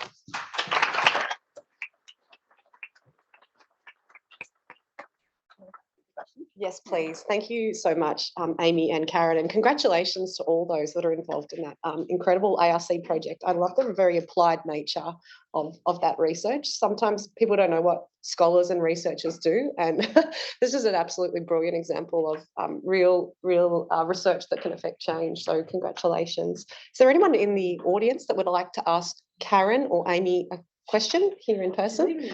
Thanks, Karen. Thank you.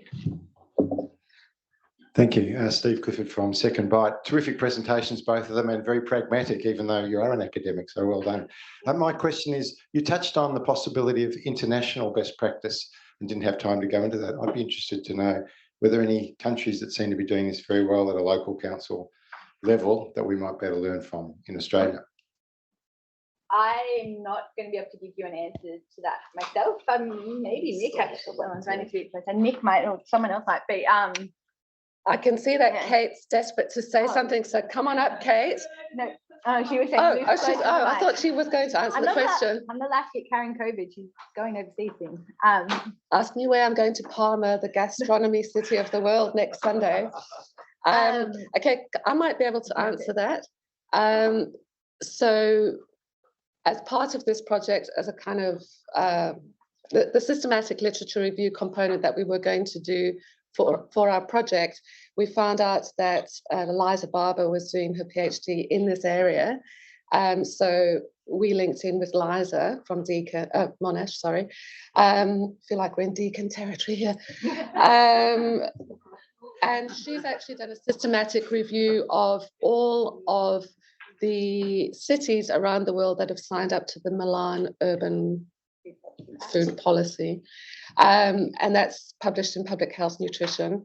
That was also a labour of love, because she went through and looked at all of those cities' documents. And I don't have an answer as to which one is the best. Sorry, don't. But you can read that paper. Liza happens to be an ex-Second Bite staff member, and I'm also a co-author and an ex-Second Bite staff member of that study, so I'd be really happy to connect you with that work. Yeah. Absolutely. It's Second Bite and Deakin territory, yes. Oh, yeah. Okay. I see Oz Harvest too. And, yeah, anyway, we're not going to get into politics. Any other questions in the room, or otherwise one or two questions? Yeah, there's a question online, thanks to Nita. Oh, yeah. Yeah, you're the boss. Oh, me. I thought you were any part. My name is John Schoen. I'm a co-founder of Food Circle, which is a startup establishing equity, taking community-supported agriculture to equity stage. Our biggest barrier is the planning scheme. And I wonder, so my question is, I wonder the extent to which your research looked retrospectively, that is pre-1980 and pre-1940 in terms of policy. My reason being that there's evidence that the innovation has already happened and then been prevented. Yeah, John, yes. We did not look back. So we looked at policies that were from when we were searching 2019 to 2020 on local government websites. But a lot of the discussions we've had, either through those formal case studies or just other conversations with local governments, is that the planning scheme's really restrictive. Classic examples around retail mix, and if the zone's designated as commercial, but local governments have no power to say can't be a Macca's, must be a fresh food outlet. And so then we see local government being taken to tribunal around objecting McDonald's developments, I shouldn't just McDonald's fast food developments, not having the funds to fight that. So it happens. In the terms of in CSA, we had less examples of that. It was more talk around, I guess, more like urban retail mix and planning schemes. But Karen mentioned that New South Wales parliamentary inquiry, and Belinda and I also were given the opportunity to speak, and Nick also spoke on behalf of Sustain.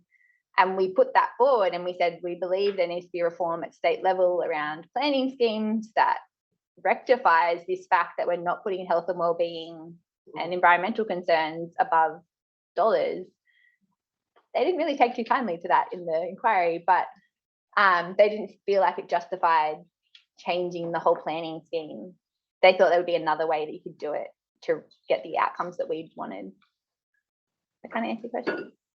But we didn't look first. Yeah, we didn't look back. Yeah, it's a whole new project, and it would be a fascinating follow-on to go, okay, well, this was identified as a big barrier. What would a good practice planning scheme look like that would give us the health and wellbeing environmental outcomes that we want? Just in the interest of time, Jane, do you have a quick question? Thank you so much. Probably builds a little bit from John's question. So hi, I'm Jane Potter from the Department of Health.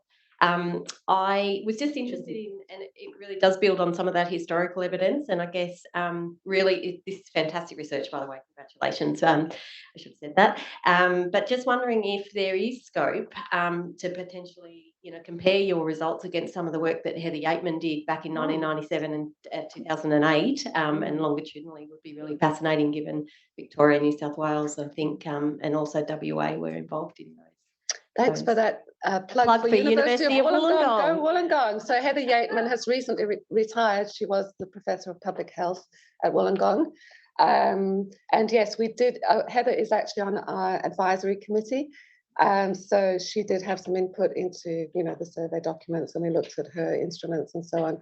But yeah, we hadn't really thought about comparing. But the discussion of our paper on the council survey we do discuss comparisons to Heather. It's kind of the closest we've got. Her still had a slightly more focus on nutrition side of things. It's 1970, but yeah, the 2008 one. Yeah. Yeah. Yeah. And Heather was actually my PhD supervisor as well. Yeah, I mean, let's just do it, but let's fund it. Yeah, we want to do all of these things, but there's the grants process, and yeah. Thanks, Amy. We'll just cross quickly just to one online question, just to make sure we're inclusive of our online participants, and just a quick response. Thank you.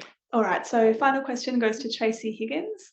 Given limited resources for staff and staffing, do you have any suggestions for the highest value initiatives that local government could be doing while they're advocating and working towards a longer food policy or strategy?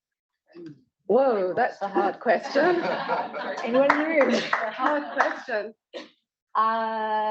Tracy, I don't think there's a blanket answer. I think that it's based on your local area, and if you're a high food production zone, that maybe it ends up being something around food production.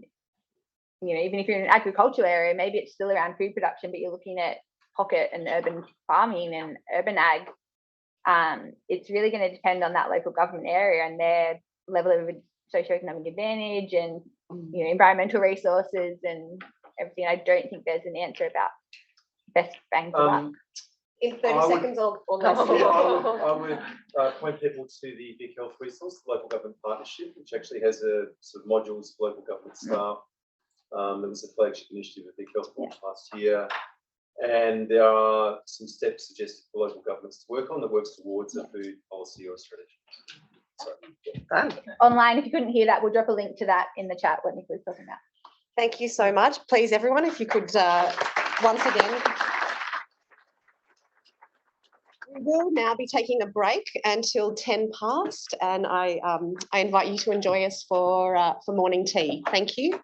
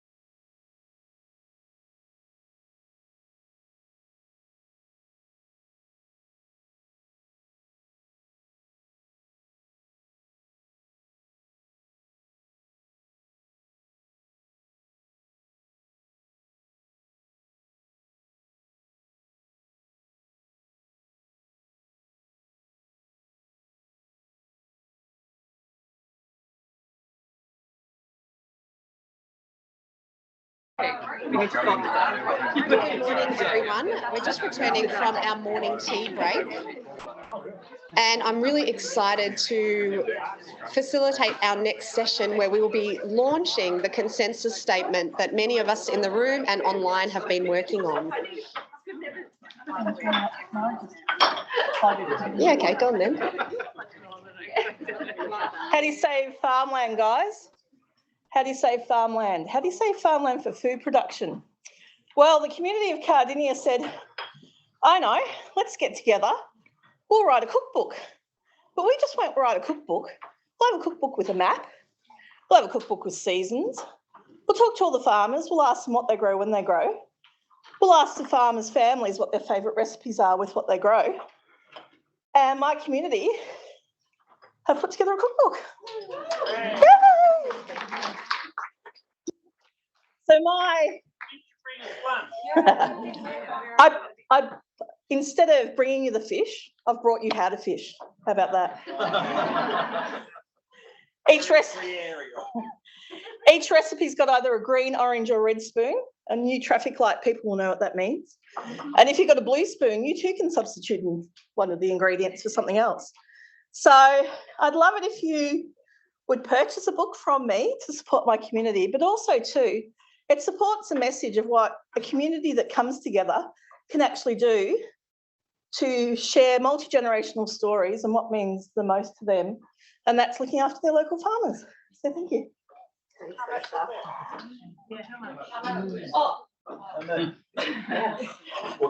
Less than $1 a week, it's $35.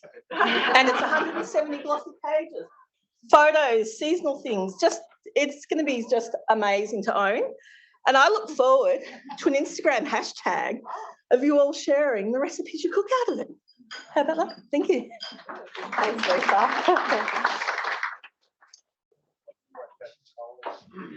And speaking of hashtags, I just will remind those who are tweeting there is an event hashtag if you'd like to get active on social media.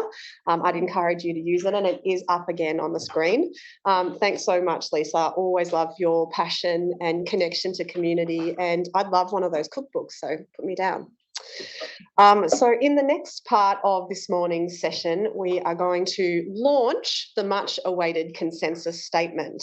And I'm just going to welcome a panel of 5 different representatives from the organisations that form part of the Food Security and Food Systems Working Group that ultimately developed the consensus statement. There's 2 of them from local governments, 2 non-profits and 1 from a university. Now, each panel member will have 5 minutes, and I will be pretty fastidious at keeping time because it's so obvious that everyone is excited to see one another and network. So I'm keen for us to have a lovely lunch, of which there is no time limits.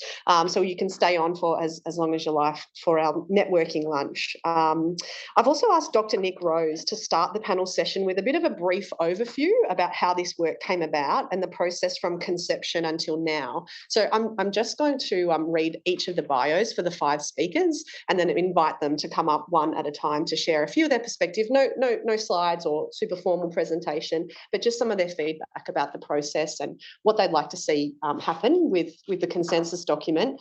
And then we're going to have a chance to form working groups, 3 here in the room, 2 outside of the room, and 1 or 2 virtual groups online. For those of you who are online and would like to stay on the Zoom, you are very welcome to. We sort of threw this in a little bit last minute to the mix, so we understand that many might need to go at 11:40, but we thought it was really important to give those who would like to have a chance to participate in the conversation about what next with the consensus statement. You're very welcome to stay online, and Amy has very kindly offered to facilitate that online working group. So it's my pleasure to introduce those 5 next speakers. Nick Rose is the Executive Director of Sustain, the Australian Food Network, a leading national organisation supporting the transition to healthy, sustainable and equitable food systems that benefit all Australians. He's also a lecturer in food systems, food movements and food policy and governance in the Bachelor of Food Studies and Masters of Food Systems and Gastronomy at William Angliss. Dr. Sue Cleave, Sue, is an accredited practicing dietitian and senior lecturer in public health nutrition at Monash University. She researches into household food insecurity and focuses on the existence and lived experience and solutions to prevent and pathways out of food insecurity. Her work especially focuses on working in collaboration with a range of communities and NGOs in local governments. Greg Jacobs. Greg, hi.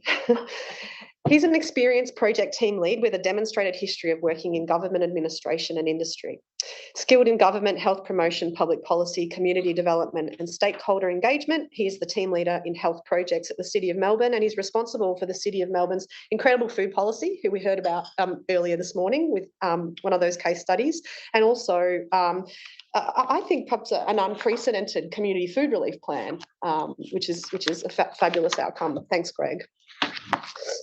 We'll also be joined by Chanel Ralph. Hi, Chanel, who's a food systems officer at the City of Greater Bendigo, another great exemplar we heard a little bit already about today. Chanel's a public health nutritionist, an accredited practicing dietitian, and a health promotion practitioner based in central Victoria. She's passionate about local food systems change, healthy public policy, and healthy food environments. And lastly, but not least, Lucinda. Thank you. Lucinda is the CEO of Nutrition Australia. She's a leader in nutrition, public health and health promotion, and her experience spans over the past 20 years, from project managing large-scale national and international projects to managing a non-government, non-profit national community nutrition education organisation. Thank you. I'd like to hand over to Nick. Thanks so much, Beck, and good morning, everyone. It's really wonderful to be here. I've heard many people commenting on how it's great to actually be physically present in real life. It's not just a hashtag, it's actually a phenomenon, and we're all experiencing it and being part of it. And isn't it absolutely wonderful after 2 years of being online exclusively? So, as Beck said, I'm the Executive Director of Sustain, the Australian Food Network, also a lecturer at William Angliss. I was a member of the Food Security and Food Systems Working Group, facilitated by Vic Health through 2020 and 2021. That working group came together in the context of COVID, in the context of a huge increase in demand for emergency food relief, as many here know very well indeed. Important to mention that that's not history, that demand is continuing. The context we're in 2022 is going to see that continue. And that's why this work is so important and timely and relevant. After an initial phase of talking about the emergency response to COVID, the working group continued, and its work then transformed into the development of this consensus statement, which hopefully all of you have had a chance to look at, the 10 leverage points. It's also published online on Sustain's website. I hope all the other working group members will publish it on their websites. And it would encourage everybody to read it. It is a rich and important document. And I'm going to share with you a couple of passages in a moment. But I just want to acknowledge and thank everybody who was part of this process, because it was a truly collaborative and collective process. There were many members of the working group, and there were many staff from Vic Health. And I want to acknowledge the role of Vic Health in facilitating and enabling this work. Both staff who are working at Vic Health in 2020, people like Jane Potter, Melanie Chisholm, Kirsten Corbin, and now staff who have taken over that body of work, Deepa and her team, to actually see this process through to its conclusion. And that was a huge effort and commitment by Vic Health. And without that, we would not be having this, this launch and this celebration this morning. And particularly, I'd like to highlight the really great role played by Vanessa Clarkson. Now, I think Vanessa's online, unfortunately couldn't be here with us this morning, but Vanessa did a really fantastic job in editing and pulling together the text that was not quite like herding cows, but quite an effort and a really huge achievement by Vanessa, I think, to do that wonderful editing process in a very good-humoured and supportive and lovely way. But it really was the work of many hands and minds. And just, I know there are members of the working group here today, but who would like to stand up and just acknowledge a bit of authorship? Who actually contributed words to the creation of this consensus statement? Who's here in the audience with us? Can you have a bit of a hand for these people, please? Because it was an impressive Thank you. An impressive document indeed. So I just want to, before I turn to a couple of leverage points that relate, I think, particularly to the work that I'm involved in with Sustain, just to set the scene and build on what's already been said by Beck and Mark Lawrence. Mark emphasised a number of points in his remarks that what we need in terms of food systems change is transformation, not just tweaks. And if we're interested in transformation, I think what we need to do is really dig down to the root causes of why we're experiencing the crisis ecologically, socially, culturally and politically that we all are very well aware of. And I think this is one of the real strengths of this consensus statement. It does that really, really well. So page 7 of the consensus statement in the section, Our Food System at a Crossroads, setting the scene, under the subheading, What is Wrong with Business as Usual, has this to say. The dominant model of our food system today organises around an unsustainable growth imperative, the need to produce the highest output at the lowest cost and generate as much profit as possible in the shortest amount of time. This fundamental rule is what drives and shapes the industrial food system. It is its organising principle and logic, and how we measure its contribution to society in our accounting systems. Now, that's really important words in terms of identifying the root causes. And then on page 9, this critical issue of food security and food insecurity at the bottom of page 9, again, I think really puts the spotlight on the root causes of food insecurity and why it is so persistent in a rich country like Australia. So the consensus statement says food insecurity is the outcome of our systems failing to ensure that people live in circumstances in which they can provide adequate food for themselves. Examples of system failures include precarious livelihoods, stagnant and low wages, unemployment and underemployment, inadequate social security payments and support, insecure, unaffordable housing, unequal distribution of productive resources, including land, cost of living pressures, including increasing prices of healthy foods, particularly veg and fruit, and conversely, the proliferation of low-cost, ultra-processed, unhealthy foods. That's a great summary, I think, of why we have food security still in Australia. So in terms of turning that around, the consensus statement goes on to say we need a fundamental reorientation around the goals of the food system and the principles on which it's organised. We need to foreground life, human and ecological health as indivisible rather than short-term profits. This is on page 10. And so we come to the vision of the food system that the consensus statement lays out: an equitable, regenerative, prosperous and resilient food system that ensures access to healthy and culturally appropriate food for all Victorians. A system that values nourishment, fairness, dignity, democracy, participation, inclusivity and stewardship of the natural environment. Hopefully that is a vision that we all share and can get behind and advocate for, and that's what we're going to be talking about when we go into breakout groups shortly. So there are 7 principles that underpin this consensus statement.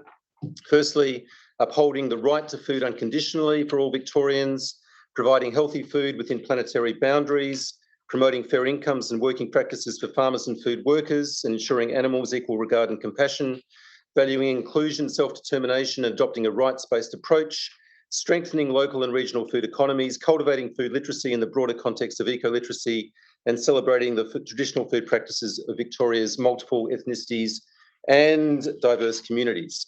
Okay, so very quickly then, looking at leverage points 1 and 2, the right to food.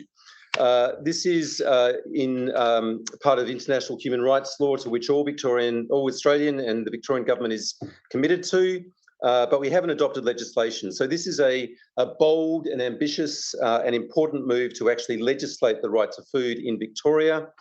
In terms of our work at Sustain, we are very much about promoting urban agriculture. We'll be facilitating the 2nd National Urban Agriculture Month in November this year. And urban agriculture is a fantastic way in which governments can enable the fulfilment of the right to food for all people by supporting people to engage in the simple yet powerful act of growing some of their own food. And then secondly, the leverage point 2 on whole of system and whole of government coordination in terms of food system governance. This is fundamental. This was the underpinning of the food systems working group, a sector-wide process of discussion That kind of coordination underpins successful food system change processes around the world. It's essential that we keep this conversation going and moving forward in Victoria. And that is part of what I hope we'll be discussing as we move into the working groups. Sustain has been doing this with our local government food systems networking forum since March last year, with 13 local governments in Victoria, New South Wales and Queensland participating in quarterly discussions around communities of practice in food systems change. So I think I'll leave it there. I'll hand over to Sue Cleve, who's going to be talking particularly about leverage point 3 and food systems monitoring. But please stay with us and stay with us online to discuss next steps in taking this agenda forward. Thanks. Thank you. I too would really like to acknowledge the amazing, I mean, it's fantastic that we're all here in person, and the collective work that's happened to get us here and to have this document as something that we all hope is a living, breathing, actionable piece of work, and is not something that I think Mark referred to earlier as collecting dust. And I really do want to acknowledge the work of Vic Health, and so certainly the team members who are involved in this, as well as the current team members, and Vanessa Clarkson, and certainly Vanessa, because I think without her, as you sort of said, the herding of the cats and bringing it all together, it has been amazing. So I think, just reflecting quickly on, I was asked to kind of talk about some of our work, or I guess the work that we've been involved in Monash and certainly supporting this. And while, yes, I'll talk about leverage point 3, which is about food systems monitoring. So it's really having that better food system strategy and policy design by establishing a comprehensive performance measurement and monitoring framework. So the example that I'm going to use here is the work that I've been involved in collective impact approach. We heard before around a collective impact approach. It's bringing a number of partners together around the table to work towards a shared vision for complex issues. And so I've been very fortunate to be part of the collective impact approach in Cardinia Shire, and as well as most recently now coming on board with the community plate, so across Mornington Shire and Frankston Council as well. But as part of what we have done most recently, and again, a big shout out to the Monash University Public Health Nutrition Placement students, have undertaken a big evaluation task of how is this collective impact approach working across these two pieces, to food systems kind of strategies in these areas. And I think that in itself has been really important, because it's actually looking at the broader, not only the minutiae of what's happening, but what are the structures in place that are actually supporting this piece of work that's happening. So watch this space as we kind of release that sort of information more. And I guess also too, the role that we have had more broadly, and I'm going to jump down to a couple of the other leverage points, and being across 8, 9 and 10, in that we've really supported as part of, and I'll use Cardinia as the example, have really supported that role, which I think Amy highlighted, the role of also universities that was recognised. So supporting that intelligence gathering of key information that helps to, I guess, support local government in particular, and organisations involved in these food systems change, around measurement and around planning and around evaluation. So as an example, in the work in Cardinia, we've been involved in undertaking a massive food security prevalence survey. So we've had over 600 residents where we have got really hard data around the issue of food insecurity for our residents. And that's something that, is a real luxury that we are very lucky to have, as well as exploring other areas around the other key determinants. And this is around food access, food cost, food availability, where food outlets are, where do we have food swamps, etc.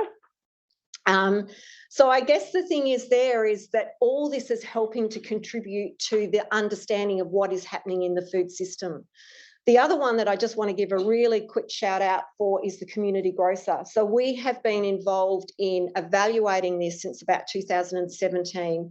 And this is an amazing, I guess, social enterprise that actually has real change for many people. So many Victorians around not only connecting to community, but also access to food that is affordable in a dignified manner and that is of high quality. And it's these types of programs or projects that we really need to look at, and what is the core that works, because these work and we need to fund them. And then lastly, I guess the role which Lucinda's going to talk more about in terms of food relief.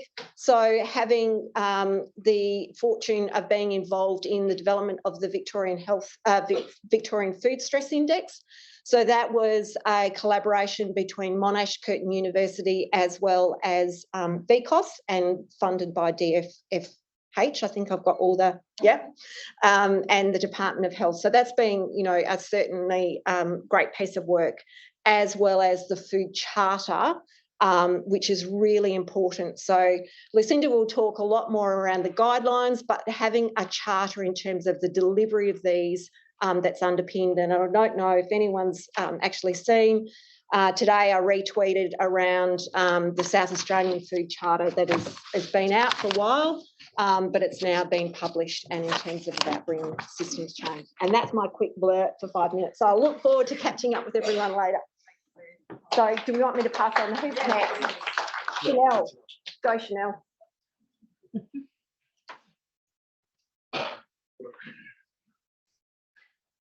Hello. I'm feeling very nervous being up here in front of all of these people, but I'm going to do my best. I would like to acknowledge all of the same people that Sue and Nick have already acknowledged, because yes, it wasn't just us 5 people who are getting up here and talking to you. There are a lot of people in the background. And also, as Rebecca said before, it's not just the people named in the document either.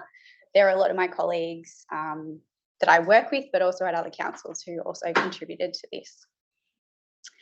So I've been asked to talk about leverage points 5 and 7. So looking at local food infrastructure and school food systems, and I'll touch a little bit on 1, 10 and 4 as well.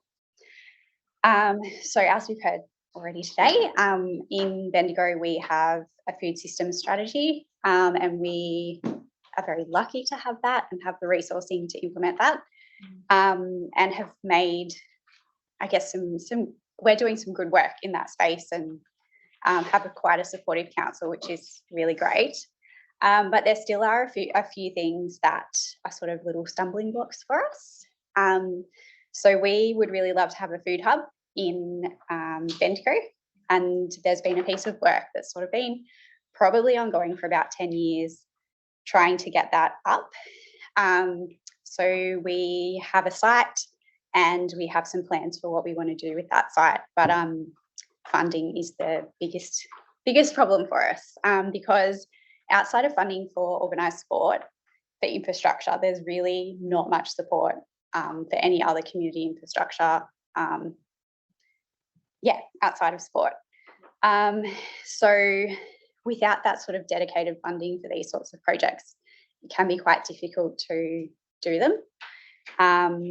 We are about to get started with it.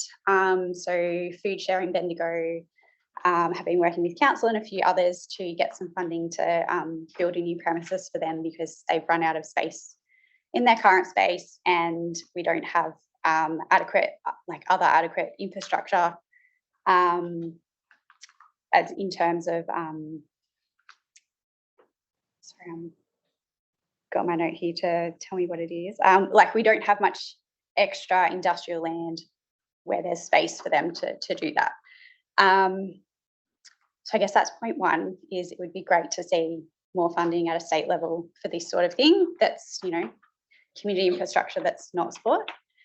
But then also school food systems is the other thing I've been asked to talk about. So at the moment, there's amazing stuff happening in schools, and teachers are wonderful people. A lot of them are very passionate about this, but if a school doesn't have one of those passionate staff members, there's probably not going to be much happening in their school related to food. There's benefits beyond food with teaching kids about food, about how to grow food, how to cook food, and about the food system. We have an amazing school in Bendigo, Kaliana Special School, that has one of those incredible, passionate teachers. Thank you. And he just raves about how much his kids get out of being out in the garden and getting involved in the local food system, and how it's helped them get into work and things as well. So the last thing I was going to talk about was agroecological food production, and there is a space for councils to work in that space. We are part of a program in partnership with Macedon Ranges, Hepburn Shire, North Central Catchment Management Authority, Melbourne Water, and Upper Campaspe Land Care Network, which provides a program that provides education and support for local farmers to take the next step into more sustainable practices or agroecological practices, because a lot of our farmers can't really do that on their own. They need that extra help because they really want to do it, but they just don't know where to start. So yeah, that's me. Thank you.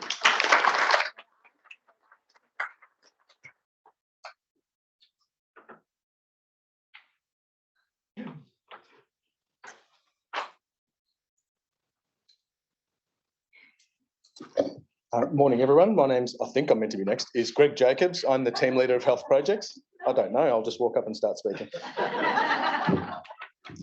So one of my responsibilities, which you've heard about today, is oversight of the City of Melbourne food policy, which dates back to 2012, so a document that's very, very long in the tooth.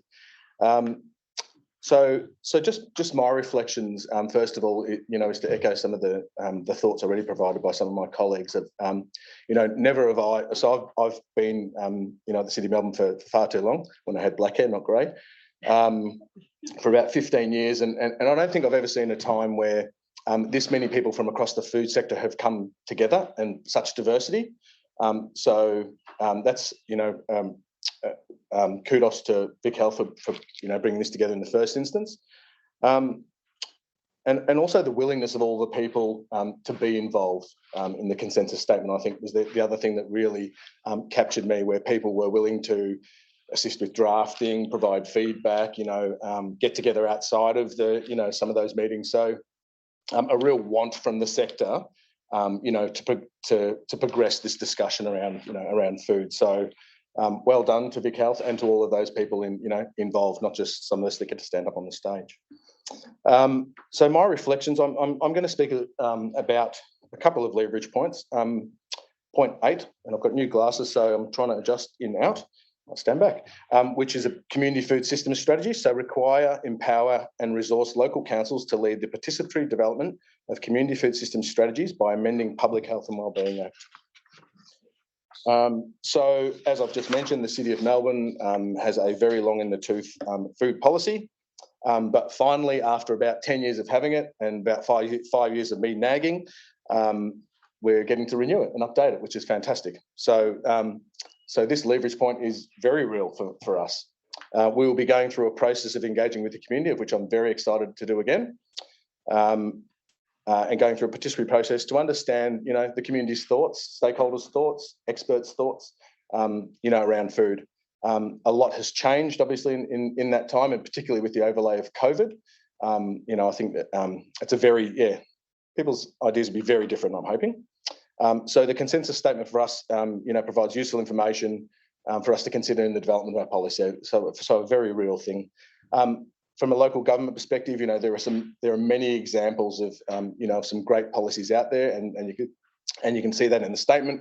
Bendigo, Northeast, Cardinia, all of kudos to all of them. There are lots of other councils out there who are doing great things as well that haven't resulted in a statement, or thank you. A really relevant leverage point for us. Food relief models is just the other one I want to speak to. So improve dignified access to fresh and healthy food relief by developing a new coordinated and collaborative approach with the food relief sector. So for us, this is very real again as well and really relevant for us. Our 2021 social indicator surveys show that up to 1 in 3 people are experiencing food insecurity in our municipality, which is absolutely ridiculous. So in response, kudos to the council. They identified food security as a key health and wellbeing focus area within our council plan, of which there's a major initiative assigned to that. Councillors last year endorsed the community food relief plan, so planning for a food secure city. So strategically, it's on our agenda, and we now have a plan to action, which is absolutely fantastic. It's been really eye-opening for us at the City of Melbourne, and I think for all local government, particularly off the back of COVID and understanding what's going on with food relief. Absolutely, even, I don't know where COVID's at the minute, even as COVID starts to tail off, we think, or we're told, food relief is absolutely a real issue, and in our discussions with food relief providers, many of whom are here today, continues to be a real issue. So even though funding has dropped off around COVID, the cost of living continues to provide food relief issues for all. So it's a real issue. The wording in there, dignified access to food, is exactly the thing we've heard from people as well when we've been speaking to them. So the consensus statement, the wording in there is bang on. I might wrap up then on that statement, although I've just got a few further thoughts.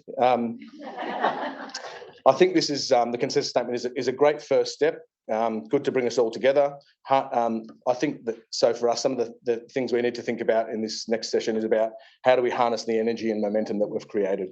You know, all of the energy that came from developing this statement, how do we take all of that and use it moving forward? Cheers. Thank you.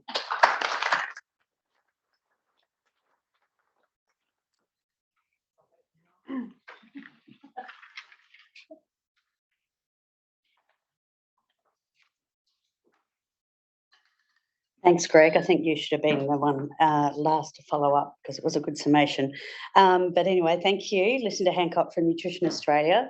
Firstly, again, to acknowledge the amazing collective working group that we had involved in the project, acknowledging Vic Health and also Vanessa Clarkson.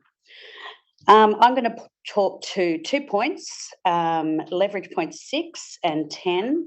And these are 2 projects which Nutrition Australia has actually undertaken. So this is really exciting that we're actually delivering some of this work already without this consensus, or with this consensus statement just being launched now. So yeah, absolutely brilliant. So the first one, leverage point 6, public sector food procurement and retail.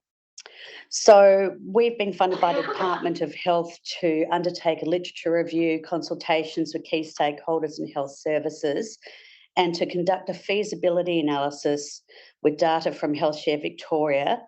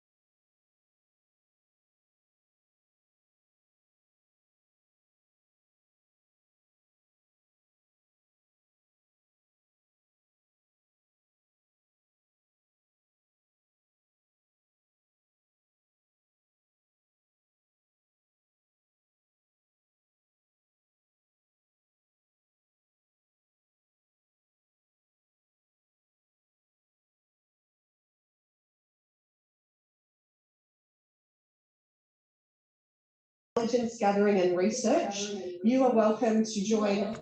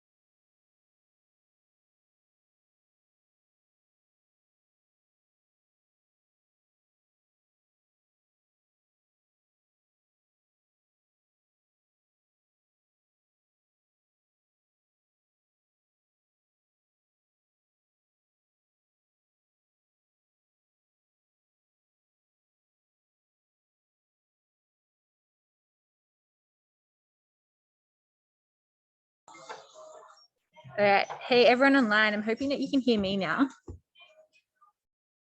Does someone want to? Oh, but maybe you guys aren't unmuted. Yeah, we can hear you. Oh, yeah. And I just heard someone. So people that are online, you're welcome to unmute yourselves. I'm hoping that you can all do that. And then I'll pop everyone into breakout rooms. You should all have the ability to. Oh, yeah, actually, wait. So I'll copy. Sorry, I got thrust into doing this only a couple of days ago. So it's a little bit of chaos. So if someone in your group is on Miro, you'll be able to see the questions in a grid below. So there's only going to be 3 rooms. Actually, I might just make it 2 because people are dropping out like flies. And so does someone take charge of scribing on one of the grid of sticky notes down the bottom? And then other people can participate. So it looks like I've still only got 17 people online now. So just someone put your hand up to take notes if you're familiar with Miro, that might be you. And the questions are there above each of the sticky note grids. So let's try this now and see how we go. And I'll just be kind of looking at the Miro, and then I'll report back of everyone on behalf of everyone that's online in terms around what those discussions around the key questions that are coming out of. But let's give this a whirl.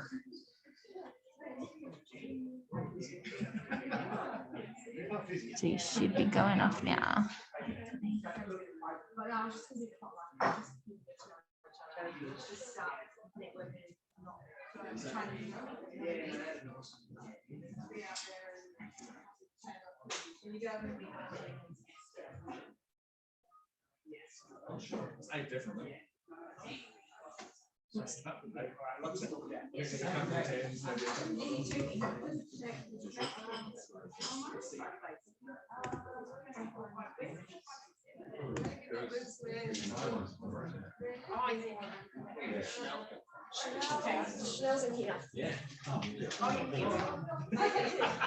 Hi, Bud. Have you got the questions handy? Yeah. They are also on the Miro board. Good. So I'm not in a room, right? Is that right? I think you're just in the main room. I'd suggest keeping everyone together. I've already done them. Oh, fine, no worries. Do follow your bliss. Yeah, I mean, actually, there's only very few apologies that the audio dropped out. It's only the last few minutes. No, but I think that was me. Oh, was it? Because I accidentally put them into breakout rooms. Okay. So everyone put. Okay, all right. That was totally my fault. And I was trying to catch. Oh, sorry, I think that was me. Thanks, all right. Bud. No, that's cool. All right. If they're on Miro board, this should work. Oh. So how can I? How do I change that? Do you actually make breakout rooms?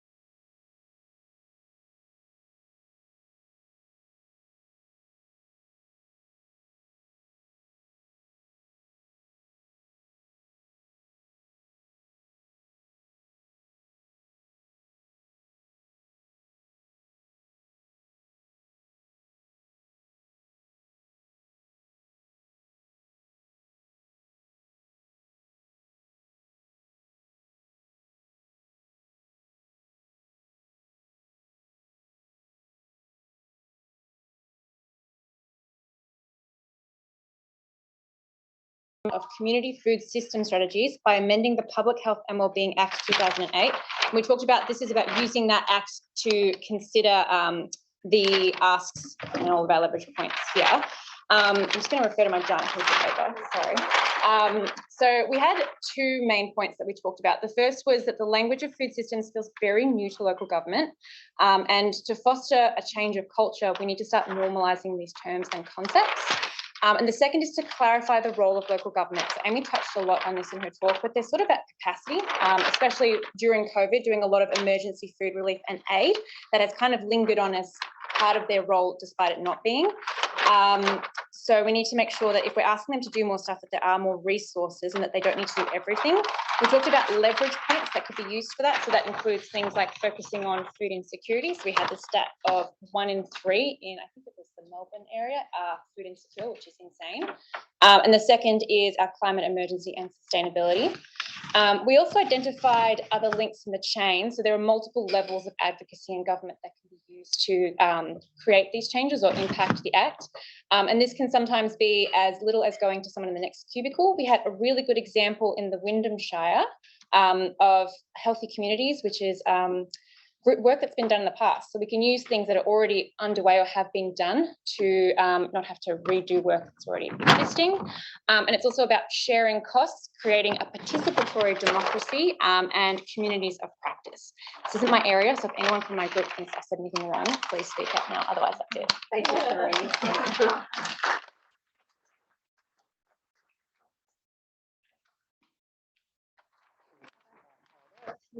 Okay, so we had leverage points 6 and 10, so which definitely go hand in hand. So just to read them out again: public sector, food, oh, put my glasses on, that'll help. Public sector food procurement and retail and food relief models.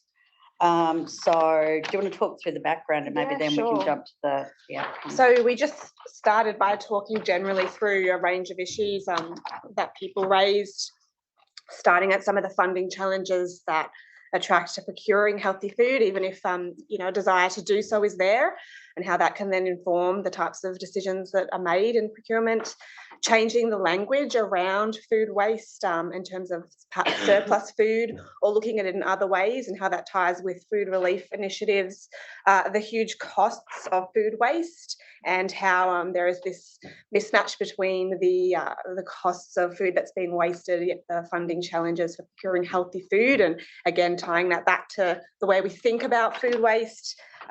Metrics for collecting data in food relief initiatives, so making sure that they're aligned with being able to assess healthy food and quality food, so that can then feed back into these sorts of areas.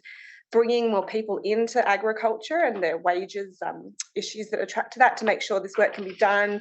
And then finally, we spoke about the literacy issues that in terms of nutrition, health, and how people think about food waste, both in terms of the end consumer, but also even people like chefs and others in the food system that play a role, and the attached issues around food culture, and also the ability and time to cook healthy foods from different types of food products. That was our background. And Lucinda, then we've come up with a few things that might be considered responses to the question.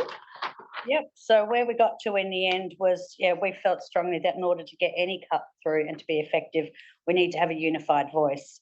Importantly, to gain traction and to catalyse action from different perspectives. There are examples of that already happening across a number of peak bodies and in other sort of sector areas. But we know that if we want to make an impact, we need to have very clear message and all be unified in delivering that to government. We also felt strongly about having incentives for industry to be involved. We discussed collective advocacy, again, which would leverage from this, having this unified voice, and also collaboration across government departments as well. We felt was important to ensure that, again, we can leverage opportunities. And lastly, there we had aligning, that's right, so a big focus there of how we could actually progress was to align health and food to climate change agenda, and to come out with a triple bottom line, so that really again, having key messages that focus on leverage points that resonate with government in order to fund. And then what was this? Outcomes in social procurement policies. Existing policies that may have spaces for this sort of work. Yes, that's that. Thank you.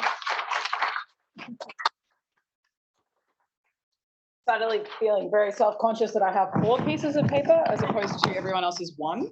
Anyway, no, it's okay. I'll remember. Don't touch the microphone. Huh?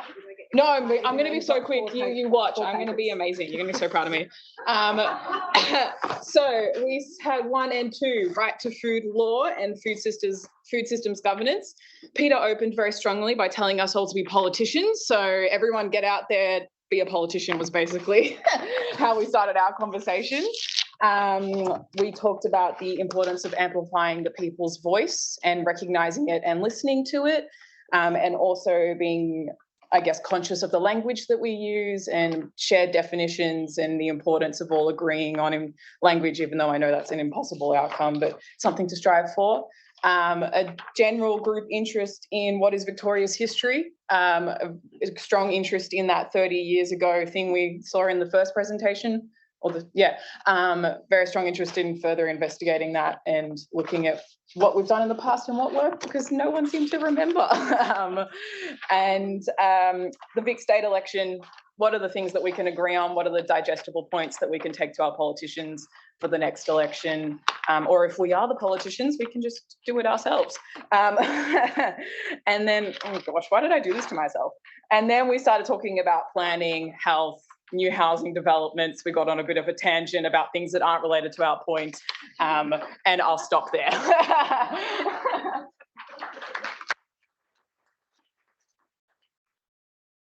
Thank you. I feel like that's led well into ours, which was local food infrastructure, and we did discuss planning as well.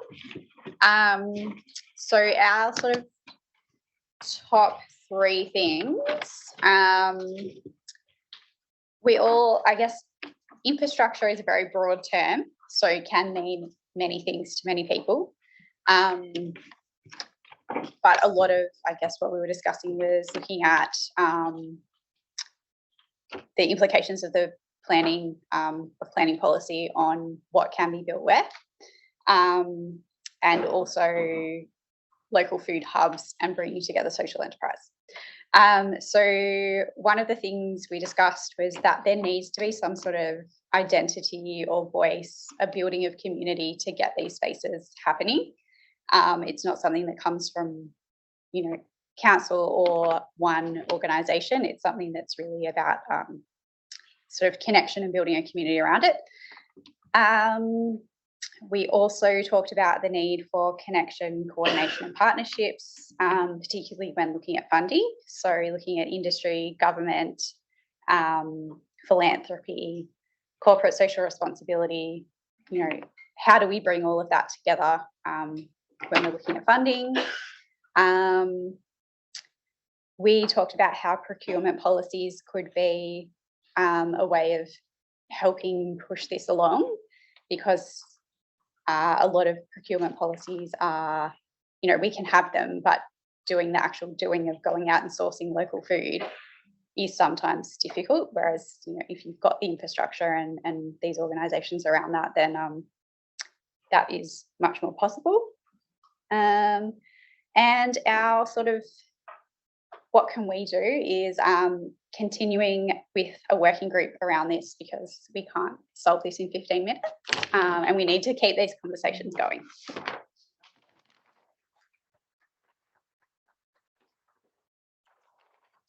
So we discussed, we were supposed to discuss leverage point 3 and 9. We got stuck on 3, didn't quite get to 9. So 3 was around food systems monitoring. And we really came up with, I guess, the 3 steps, which is one, to have a clear framework of how we're going to do that, building on existing work that's already been done and presented this morning. And from that framework, getting a baseline. And so these 2 steps are probably interchangeable. It's really around getting the baseline, seeing where the gaps are, developing the framework, and then going back and getting our baseline. And then moving forward, we want to embed this in an existing process. So whether that's the municipal public health and wellbeing plans, or something that's existing so that it can continue on. And in terms of the who, I think it's really again a kind of a collective thing that needs to be done with measuring this across different sectors with different players. So maybe we need another working group with lots of fabulous people to move this forward. And then then leverage point 9, we'll have to get back to you with that one when we have our next working group meeting. Thanks. Thank you so much to all of our rapporteurs and the working group online and those that were in and across this room. I am aware that it is almost lunchtime and it is perhaps a bit of a tiring point in the day, but it is really exciting that we have launched this consensus statement, that we have a shared vision for the state. So can I just get a really energetic clap to acknowledge that?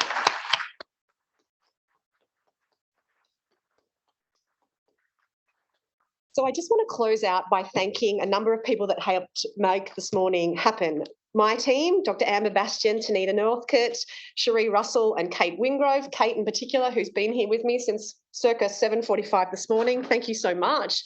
And Madeline as well, who jumped in to help relieve my team when they were sick with COVID. Also want to thank our panellists, Sue Cleave, Greg Jacobs, Chanel Ralph, Nick Rose and Lucinda Hancock. Our speakers, Professor Mark Lawrence, Dr. Amy Carran and Dr. Karen Charlton, and of course Belinda Reeve and her team at Sydney Law that helped make this event happen. Vic Health, who have been incredible supporters, staff both present and past, who made this consensus and the working group exist, and the directors and senior staff of my institute, including Director Professor Joe Salmon, professional staff Ernie Thompson and Renee Guy, and our partners Sydney Health Law, University of Wollongong, Sustain and William Angliss Institute. I will summarise those ideas in the working group that we very rapidly heard and share the recording of today, the consensus statement, so everyone can take forward the ideas that we put together in this last half an hour. So let's break for lunch and eat well and work together for a future where everyone can eat well too. Thank you.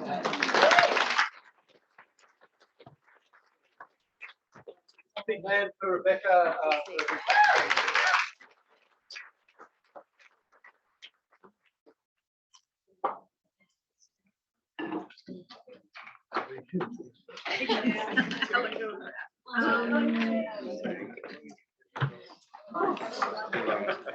About 15 years and a couple of